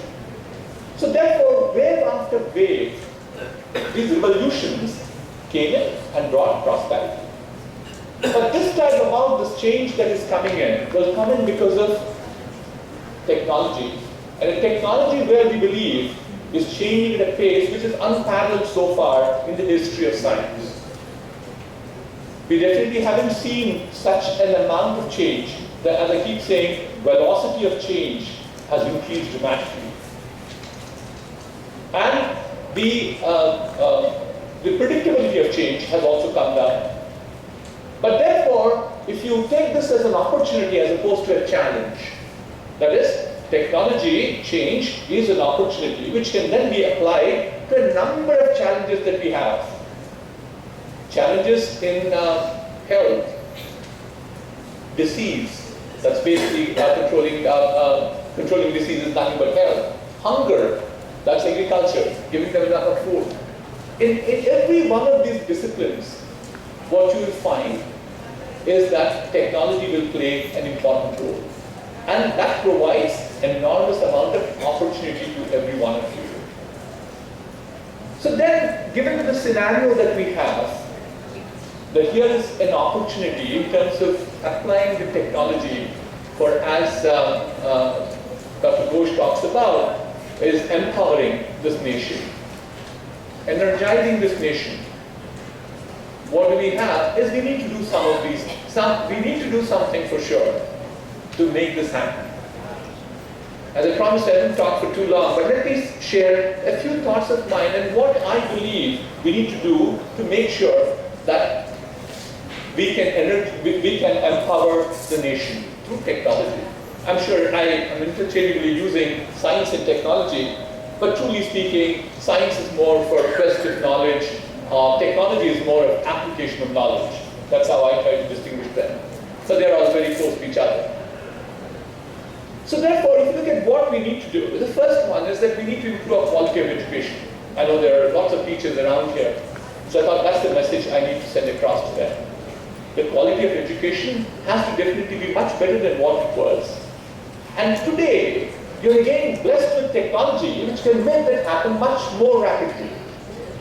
A technology which, with the digital world that we are talking about, you can definitely make sure you reach a very large audience very quickly. In the digital world we are talking about, you can learn anytime, anywhere. There's no more restriction. I don't need to walk up to the library. I have my mobile phone, that is good enough for me to learn. I don't need to have fixed hours of when I go and listen to a class teacher.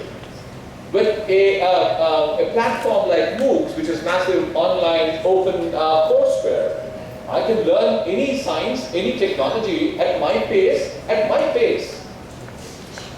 It need not be at the pace of the class. So therefore, I think the first and the foremost submission I have is that we need to have quality learning in our schools. The second one that I have as a section is that we need to definitely put a lot more emphasis on science. Dr. Ghosh explained it so well that it started off with maths, physics, chemistry, and biology. In the lighter way, I also share with you that we also talk about math, physics, and chemistry and business. And I keep saying, I'm seriously saying this, that in acquisitions, I keep saying I want all the three things to work. Math, physics, and chemistry. To me, math, when I acquire a company, 1 plus 1 has to become 11 and not 2. That's the math I teach people. And I keep saying in serious note, in physics, there should be synergy between companies. There can't be the same footprint on each other, and then that's not a good acquisition for companies. And what Dr. Ghosh talked about is finally the chemistry. The chemistry between people has to work to make sure the acquisition becomes successful. So therefore, I think there is extreme importance for all these that I'm talking about. You're looking at today, empowering this world, we talked about digital world. You look at the digital world has communication as a capability. What is communication? It's electronic communication. It's steady communication. And underlying that was physics. Underlying that was chemistry, to make sure that we all got connected. I don't know how many people are familiar. We're talking about when fixed line connectivity was available, there were 1 billion people connected in this world. When we started getting mobility, we now have 2 million people who are connected in the world. Our belief now is with Internet of Things, by 2020, we'll have 30 billion people and things connected together. That's the digital world that we're in. When you're talking about things, your book is connected. A digital book that is there is a connected world. So therefore, the second one is, so the underlying factor for all this to happen is science. So the second factor is emphasis in science. And third one is that we need to develop this innovative mindset with people.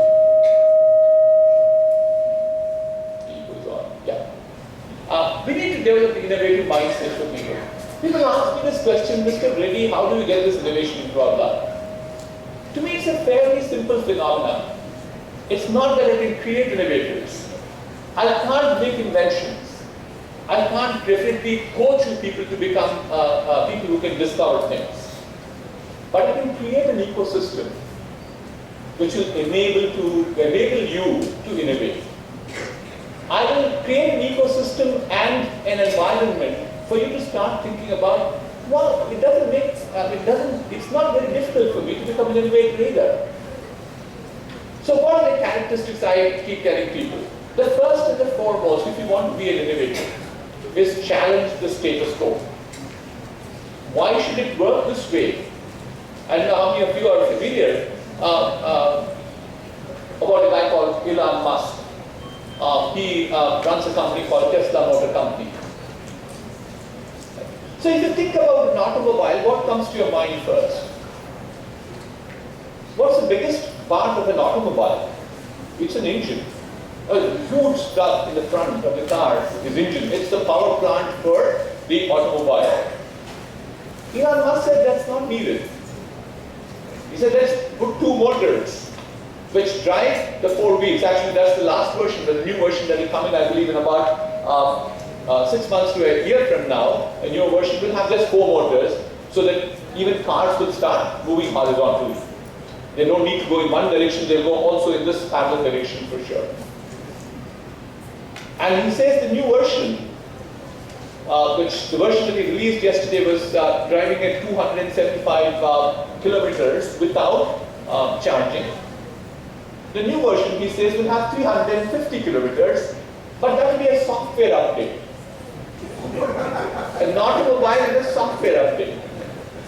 So an automobile is no more an automobile as what we describe as hardware, but we keep saying it's computer on the wheels. How did this come to him? He challenged the status quo. He said, why does this damn thing have this huge metal inside? We can now use newer technologies. Auto assistant driving is what he has now. There is obstacle control, there is cruise control, and there is lane control. Amazing stuff. I can tell you stories and stories about it. But I'm saying, develop that innovative mindset which says, I challenge status quo. The second one that I do is that I will also start developing tolerance for failures. This might sound very difficult to digest, but that is how life is. You have to try out ideas. If you don't try out ideas, you will never know whether you succeed or fail. If you follow somebody's path which has already been a successful path, you will get only incremental stuff that will happen. That's what happened with an automobile for the last 40 years with those 4 large companies. Whether it was Ford or GM or it was Chrysler or American Motor Company, they have disappeared or right. But even these 3 people will disappear if they don't follow the methodology of Elon Musk in trying out new ideas. But new ideas will fail. So therefore, your tolerance to failure has to become high. So it's not with the child alone I'm saying this. but as a society we have to develop that. And the third one is that we've got to be very patient and persistent. Ideas don't mature into products overnight. They don't just happen like this. And I think we as Indians especially, pardon me, I'm also an Indian, so therefore I can speak loudly and clearly. We are very impatient people. Everything has to happen tomorrow. We get surprised, honestly. Mechanical engineers become thereafter engineers who do structural analysis work. They use a finite element software. 2 years using finite element software, doing aerostructures, it is very exciting. There's so much more to learn. The guy says, I don't like this job anymore. I want a different job. I'm the best in this already. You go to the Western world, you'll find people with 30 years, 40 years experience who still are structural engineers. So they become domain knowledge, domain specialists become very high. So therefore, when you get an idea, don't throw it away so quickly. Be patient and be persistent. The fourth one is, we, as human beings, we're all social animals. We love to work together. We like to be social. We like to have friends. So also, if you want to have innovation, you have to have teams. Because it's no more that invention is to be a domain of a single individual. It has to be a team effort. So therefore, I can go on in innovation and give you a big lecture. Actually, I think somebody else said this. I'm not too sure who said this. An earlier speaker said that he wanted to become a teacher, but finally he's become a scientist. I think it was Dr. Ghosh who said this. So I also had a similar thought process like you, but I finally became a teacher. I teach at the IIT too. So therefore, I can go on. Therefore, I get very energized when I see my younger friends. I can keep. So the second or the third one that I talked about is we need to develop a very, very innovative mindset. A third one that I will talk about is that, Dr. Ghosh talked about Make in India. Make in India, rightly so. He said innovate in India. To me, actually, it goes further down from there. I think we have got this message fairly well communicated to the powers be in Delhi. To us, Make in India means it's innovate in India, engineer in India, manufacture in India, support in India. Only then will it become Make in India. And therefore, why am I talking about Make in India from a slightly different perspective? In addition to innovation, entrepreneurship is very essential for us in this country. If all of you have to be employed, some of you have to become entrepreneurs. And entrepreneurship again is not some quality that was born with people when they came into this world. We are creating that environment. So think about becoming entrepreneurs. I think I've said enough, so I'll stop there. I gave you enough of clues to say that science is very critical for all of the development to happen. And more importantly, you are at a point of time in your life, you're very fortunate that you're born at times when science and technology and the change is at its best. So therefore, don't think that it's a challenge. Think that it is an opportunity. Again, I'd like to congratulate the management of Dr. KV Rao Scientific Society. I'd like to thank them for inviting me for this event this evening. I also like to assure them that we would like to work with you. We have a fairly major initiative. We have a foundation of our own, which is called the Science Foundation. As much as I'm passionate about science, I'm also passionate about school education. We do a fairly large amount of work. We spend a lot of money on school education at this point of time. But we'll also work with the KV Rao Scientific Society, Dr. KV Rao Scientific Society. Certainly, I admire all of you for doing this great work, and thank you for giving me this opportunity. Thank you.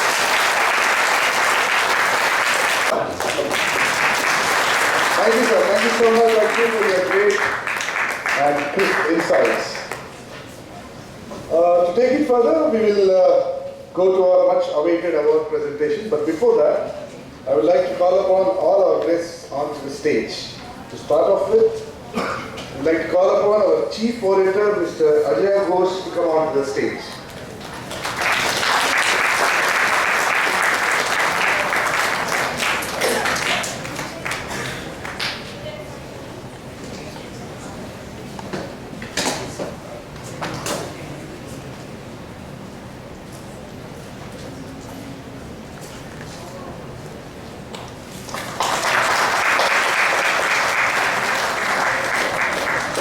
I'd like to call upon our chief guest, Mr. BVR Mohan Reddy.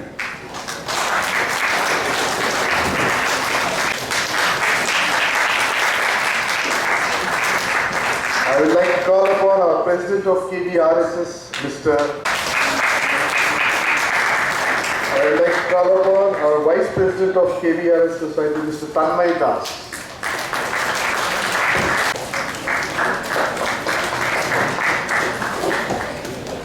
And I would like to call upon our joint secretary, Mr. KVRSS, Mr. Ramamurthy.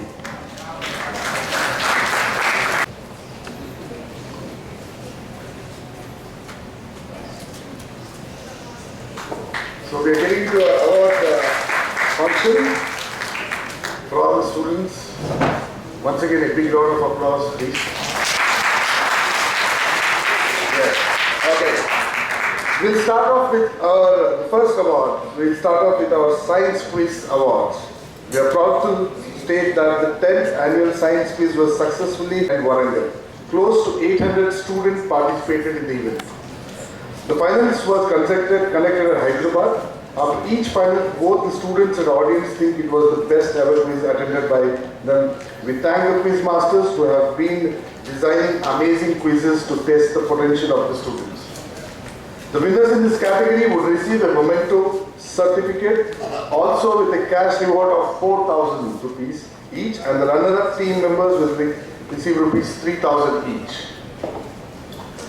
To call upon the awardees or the winners, I would request Mr. Raghuram Sundarnidi to come and announce the names. Of the various awards, we start off with the Science Quiz Awards. Like you always know, we don't call the winners first, the runners-up definitely will be called upon. Mr. G. Lokesh and Mr. B. Anudeep Reddy of Little Angels High School, Bhavani Nagar, Tirupati. Please come on to the stage.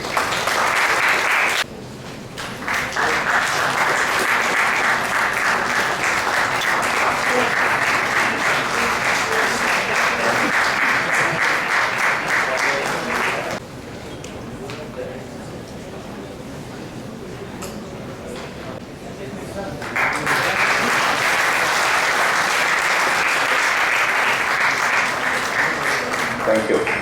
And the winners for the Science Quiz, Mr. Ritvik Saran and Shijan Kumar of Gitanjali Senior School, Begumpet, Hyderabad. Please come on to the stage.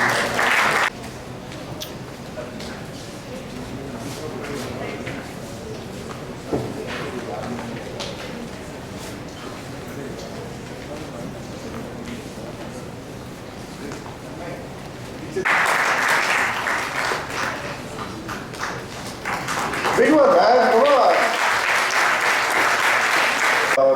I will request Mr. Raghu to stay back because he needs to announce. Now we'll go to the second round of awards, that's School Talent Awards. The society conducts an interactive program, school students selected by APCOST in Andhra Pradesh and TCOST in Telangana for students in class 7th to 12th. To represent them in National Children's Science Congress. The students present their work to eminent educationists and scientists who while evaluating their work also guide them on the important points in both subject and presentation. A total of 6 candidates are selected for scholarship and each receive rupees 5,000 annually till the end of their schooling. I would request Mr. Raghu to read out the names, and I would request Mr. Anil Kutti to come and give away the prize. The first one, Mr. P. Partha Kaundinya of St. John's English Medium School, Vijayawada, Krishna District, Andhra Pradesh. The project title, The National Coastal Fencing Aquatic Mangrove Ecosystem.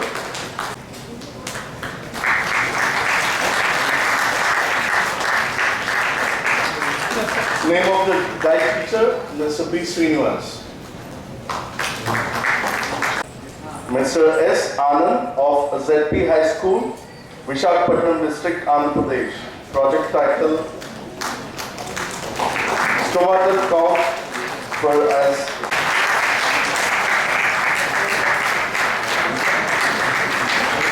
guide teacher, Mr. K. Prasad. Now I'd like to call upon Mr. K.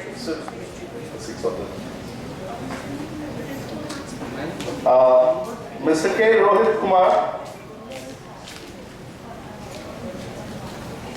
teacher, GB Public Education.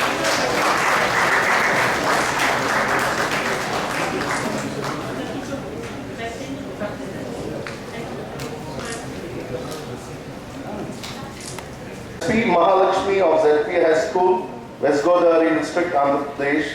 Project title, Organic Cultivation Eco-Friendly. Prestigious Gangarati.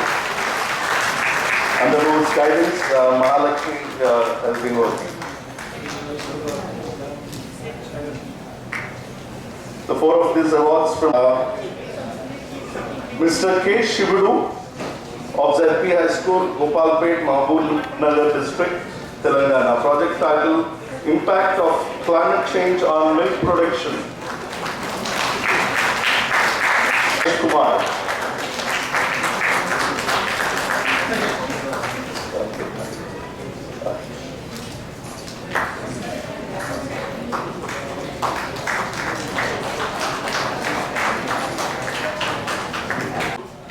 Nizamabad District, Telangana. Reuse plastic, rebuild nature is the project title.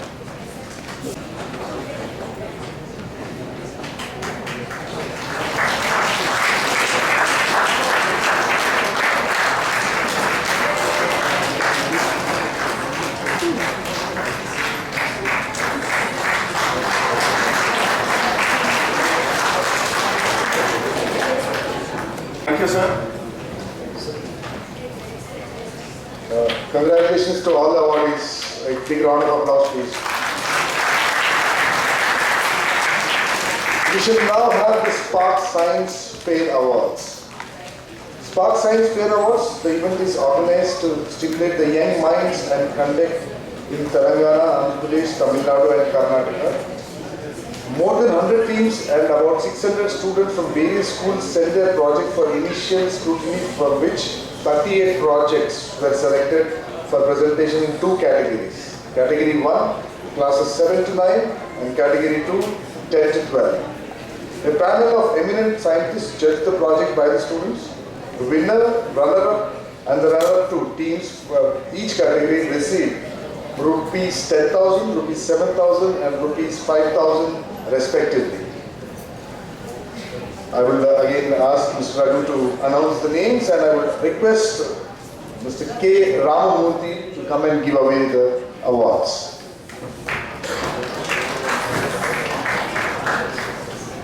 For the Science Fair Spark Category 1 from 7 to 9 classes, runner-up 2, Mr.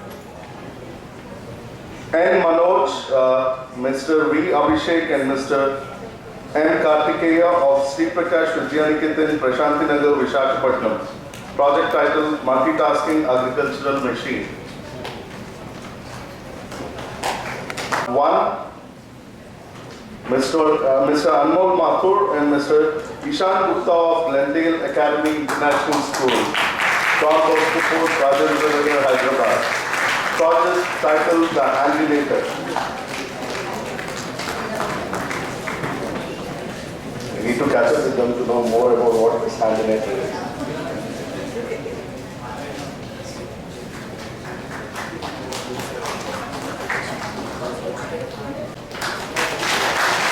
Nice round of applause, please.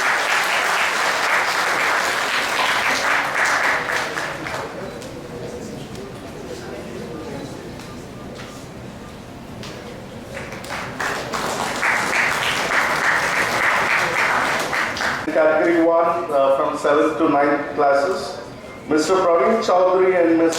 Prachi Thakur of Sherwood Public School, Pipeline Road, Jeetmento Village, Secunderabad. Project title, Piezo Charger, Traffic Pressure to Electricity and Mobile Charging through Pressure. Please come out to the stage.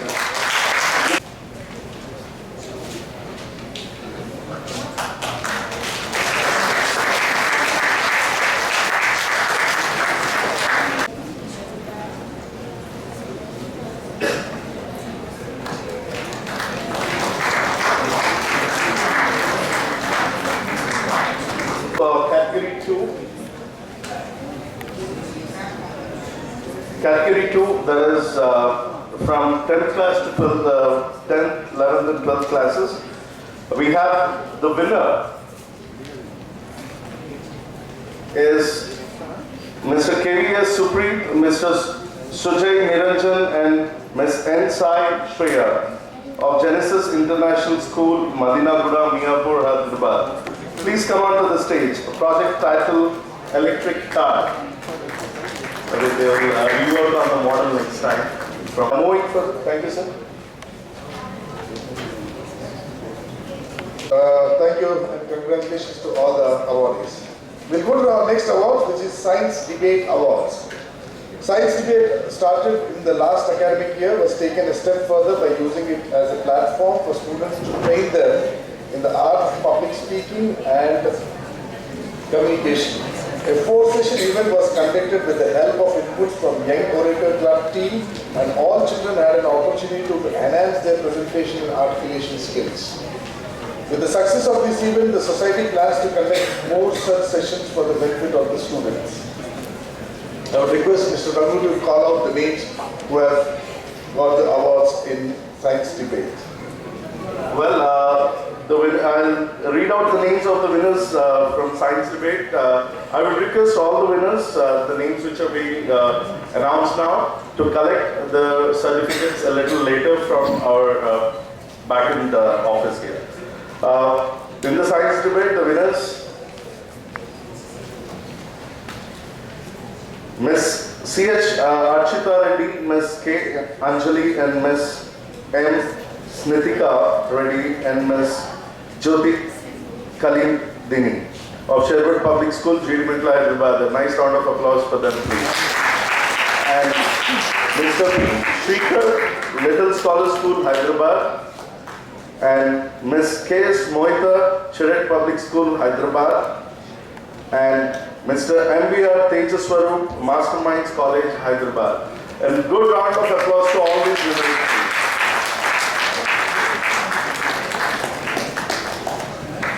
Thank you, Ravi. We shall now present the Young Scientist Awards. Young Scientist Award to encourage the research in basic sciences. The Society has instituted these awards in the basic fields of physics, chemistry, biology and mathematics for students below 30 years and actively involved in research in the states of Telangana, Andhra Pradesh, Karnataka and Tamil Nadu. This year saw more than 100 research students from various research institutes and organizations applying for the awards. The winners in each category receive rupees 20,000, while the other selected research students will get rupees 10,000. I would request Dr. A. Ajay Ghosh and Mr. B.B. Mohan Reddy to come and give away the awards.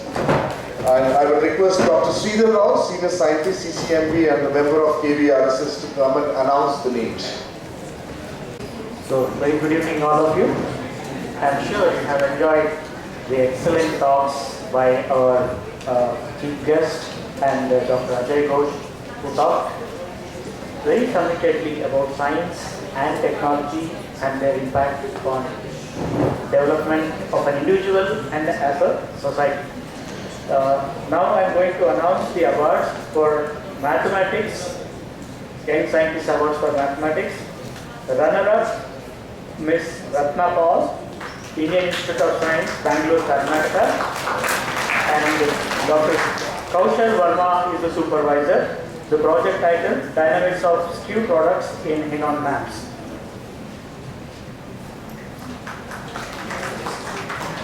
If Ms. Ratnapal has not turned up, we'll go to the winner, Mr. Haripada Saul, again from Indian Institute of Science, Bangalore, Karnataka, under the supervision of Dr. Kirtankar Bhattacharya.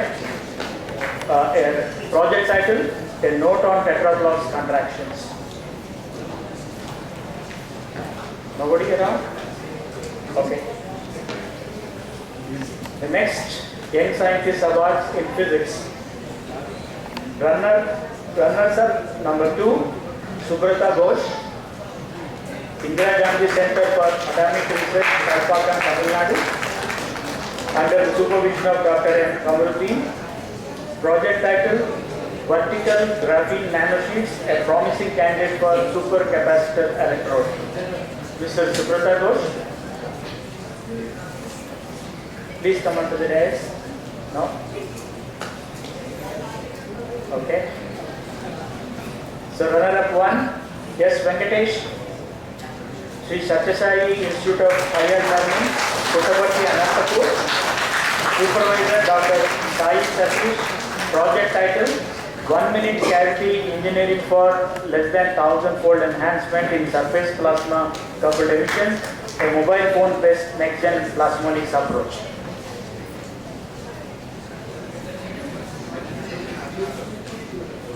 Venkatesh.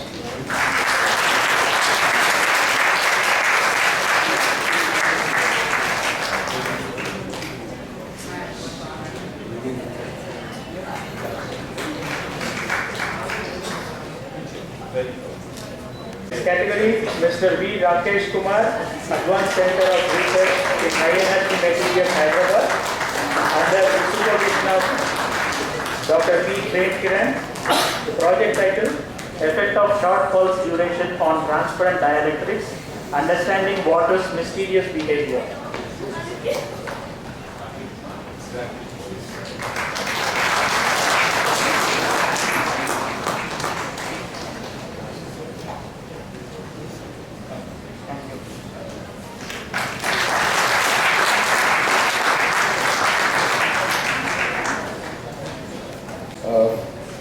I'd like to call upon Dr. Subbalakshmi, Senior Scientist, IICT, to announce the Biology and Chemistry Awardees.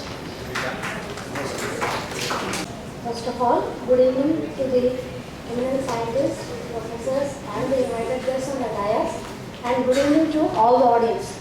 So I am from BITS Kalani Hyderabad campus in the Department of Chemistry. So I would like to announce the awards in the field of biology. The runner-up 2 is Mr. Shahabuddin Sheikh from Acharya Nagarjuna University, Guntur, Andhra Pradesh. He has carried out his research under the supervision of Dr. Y. Rangareddy on the project titled Enigmatic Indian Cave Biodiversity. Mr. Shahabuddin Sheikh.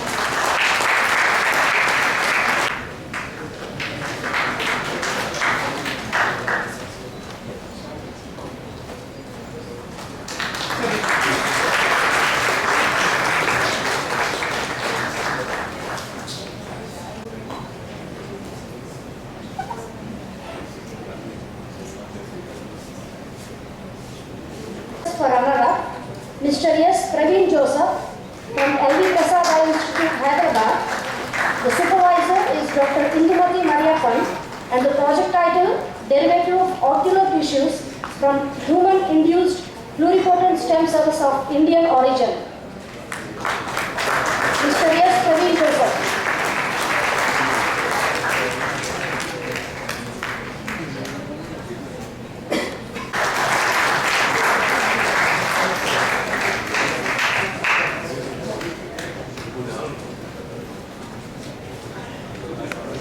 From Indian Institute of Chemical Technology, Hyderabad, who pursued her work under the supervision of Dr. Amitava Das, and the project title was Porous Polymer Scaffold for On-Site Delivery of Stem Cells, Protects from Oxidative Stress and Potentiates Wound Tissue Repair. Ms. Gisela Ramasatyavedi.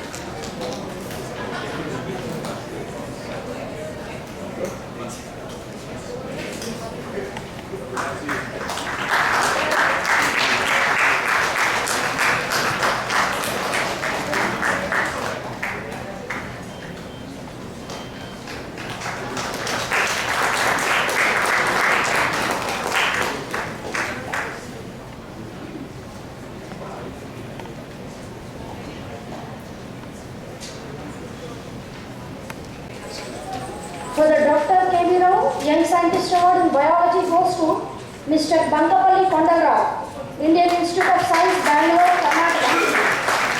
Supervisor Dr. Cathode Ratio, and the project title was A Specific Family Member Protein Plays an Indispensable Role in Oxidative Stress Resistance in Saccharomyces and Cerevisiae.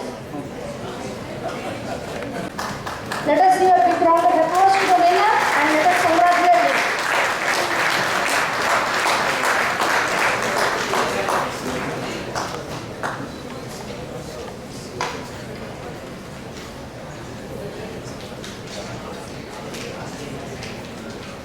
Young Scientist Awards in Chemistry.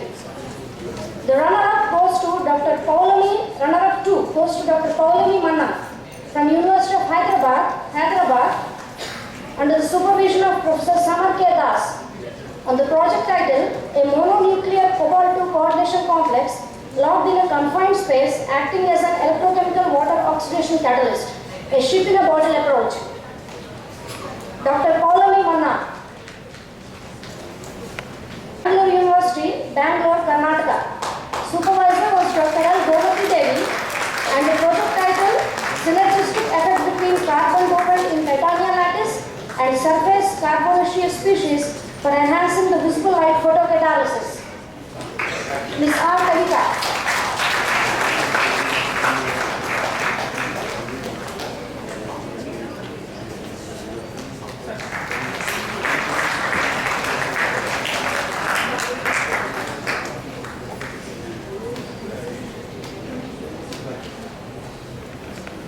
Scientist Award in the chemistry goes to Mr. Sudeep Mukherjee from IICT Hyderabad under the supervision of Dr. Chitra Sanjay.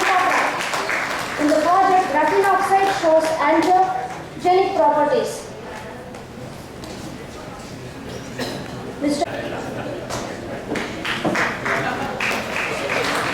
Let us congratulate all the winners in the field of biology and chemistry and give them a big round of applause.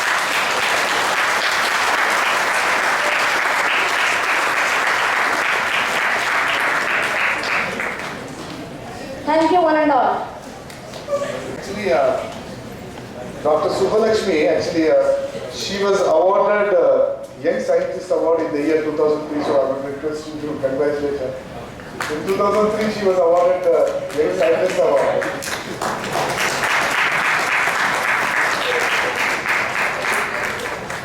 Thanks, sir. Eminent Supervisor Award. Professor Chandrasekhar is a senior scientist in the School of Chemistry, University of Hyderabad. He received his PhD from Max Planck Institute of Polymer Research, Germany. Before joining University of Hyderabad in 2008, he was a postdoctoral fellow at Institute of Nanotechnology and Institute of Inorganic Chemistry, Germany. The current focus of their research group is self-assembled organic polymer nano-macro assemblies, single particle, spectroscopy, microscopy, waveguides, modulators, photonic cavities, 2D and 3D lithography techniques, arrays, dots, spikes, and pixels. Professor Chandrasekhar is a recipient of a number of awards and honors, which includes University Chancellor Award in 2015, YIM Boston Young Scientist Award for contribution to material sciences, MIT Boston, USA in 2013, winner of Invention Cash Prize from Intellectual Ventures Limited for the 4D imaging technologies in 2009. We now request Professor Chandrasekhar to come out to the stage to accept the Eminent Supervisor Award, and we request Dr. Adi Goshen to be here with Mohan to do the honor.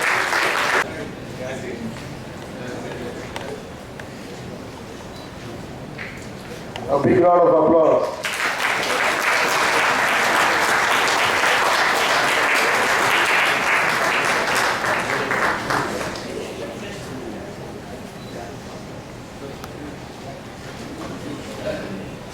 Thank you.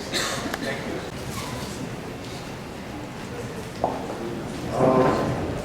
We would like to pay a tribute to Professor. Your dinner and I know this award, so I don't want to take much time. And I'm very happy to be here in this function and listening to eminent speakers and their inspiring words. And also I'm very much happy to be part of this function for another reason, because this is a non-profit society and doing inculcating a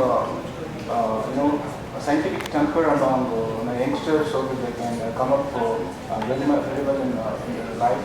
And so thank you very much for this award, and thank you the management committee of the KVR Society and esteemed guest, and thank you on that. Thank you. Shekhar. We'll go further with, we would like to pay a tribute to Professor J. Sundaramaiah, and we request Mrs. Vishala, sister of Mrs. Sesha Sundaraiah, to accept the memento. I request Mr. Anil Kuti to come and give away the memento.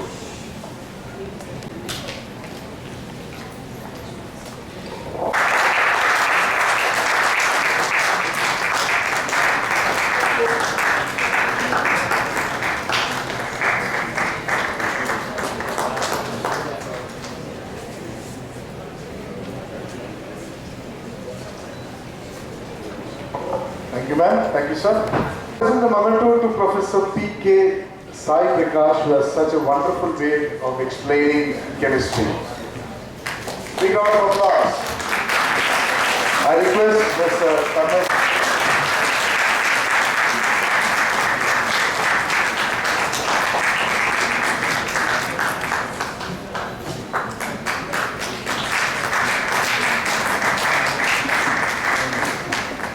Thank you, sir. Thank you, Kamesh, sir.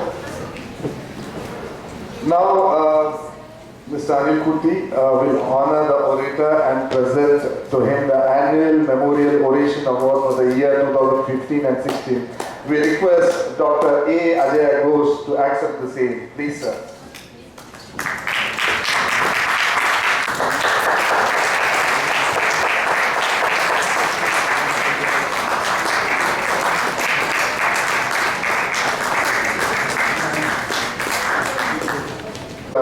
Ratna madam and Tanmay sir also to come onto the stage.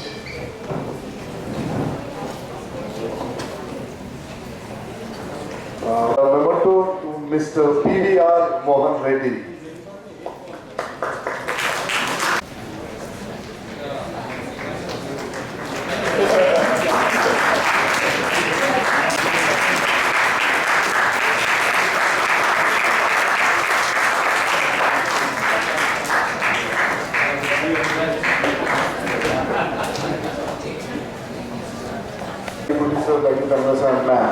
We have almost come to the end of the session, this wonderful session. I would like to invite Mr. Raghu to give the vote of thanks.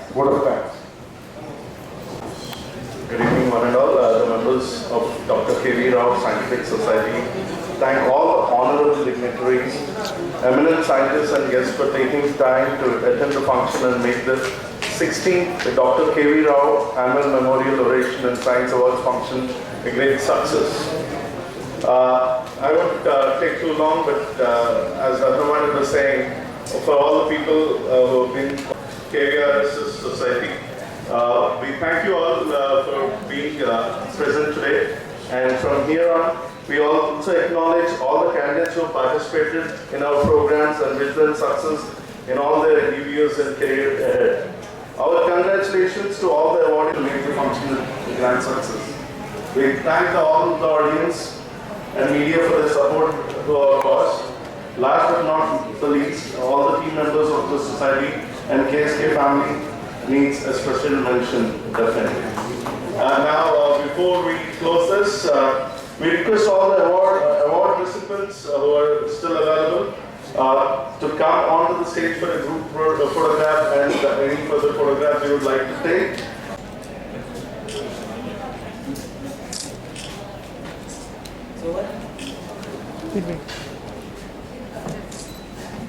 Thank you. Wait.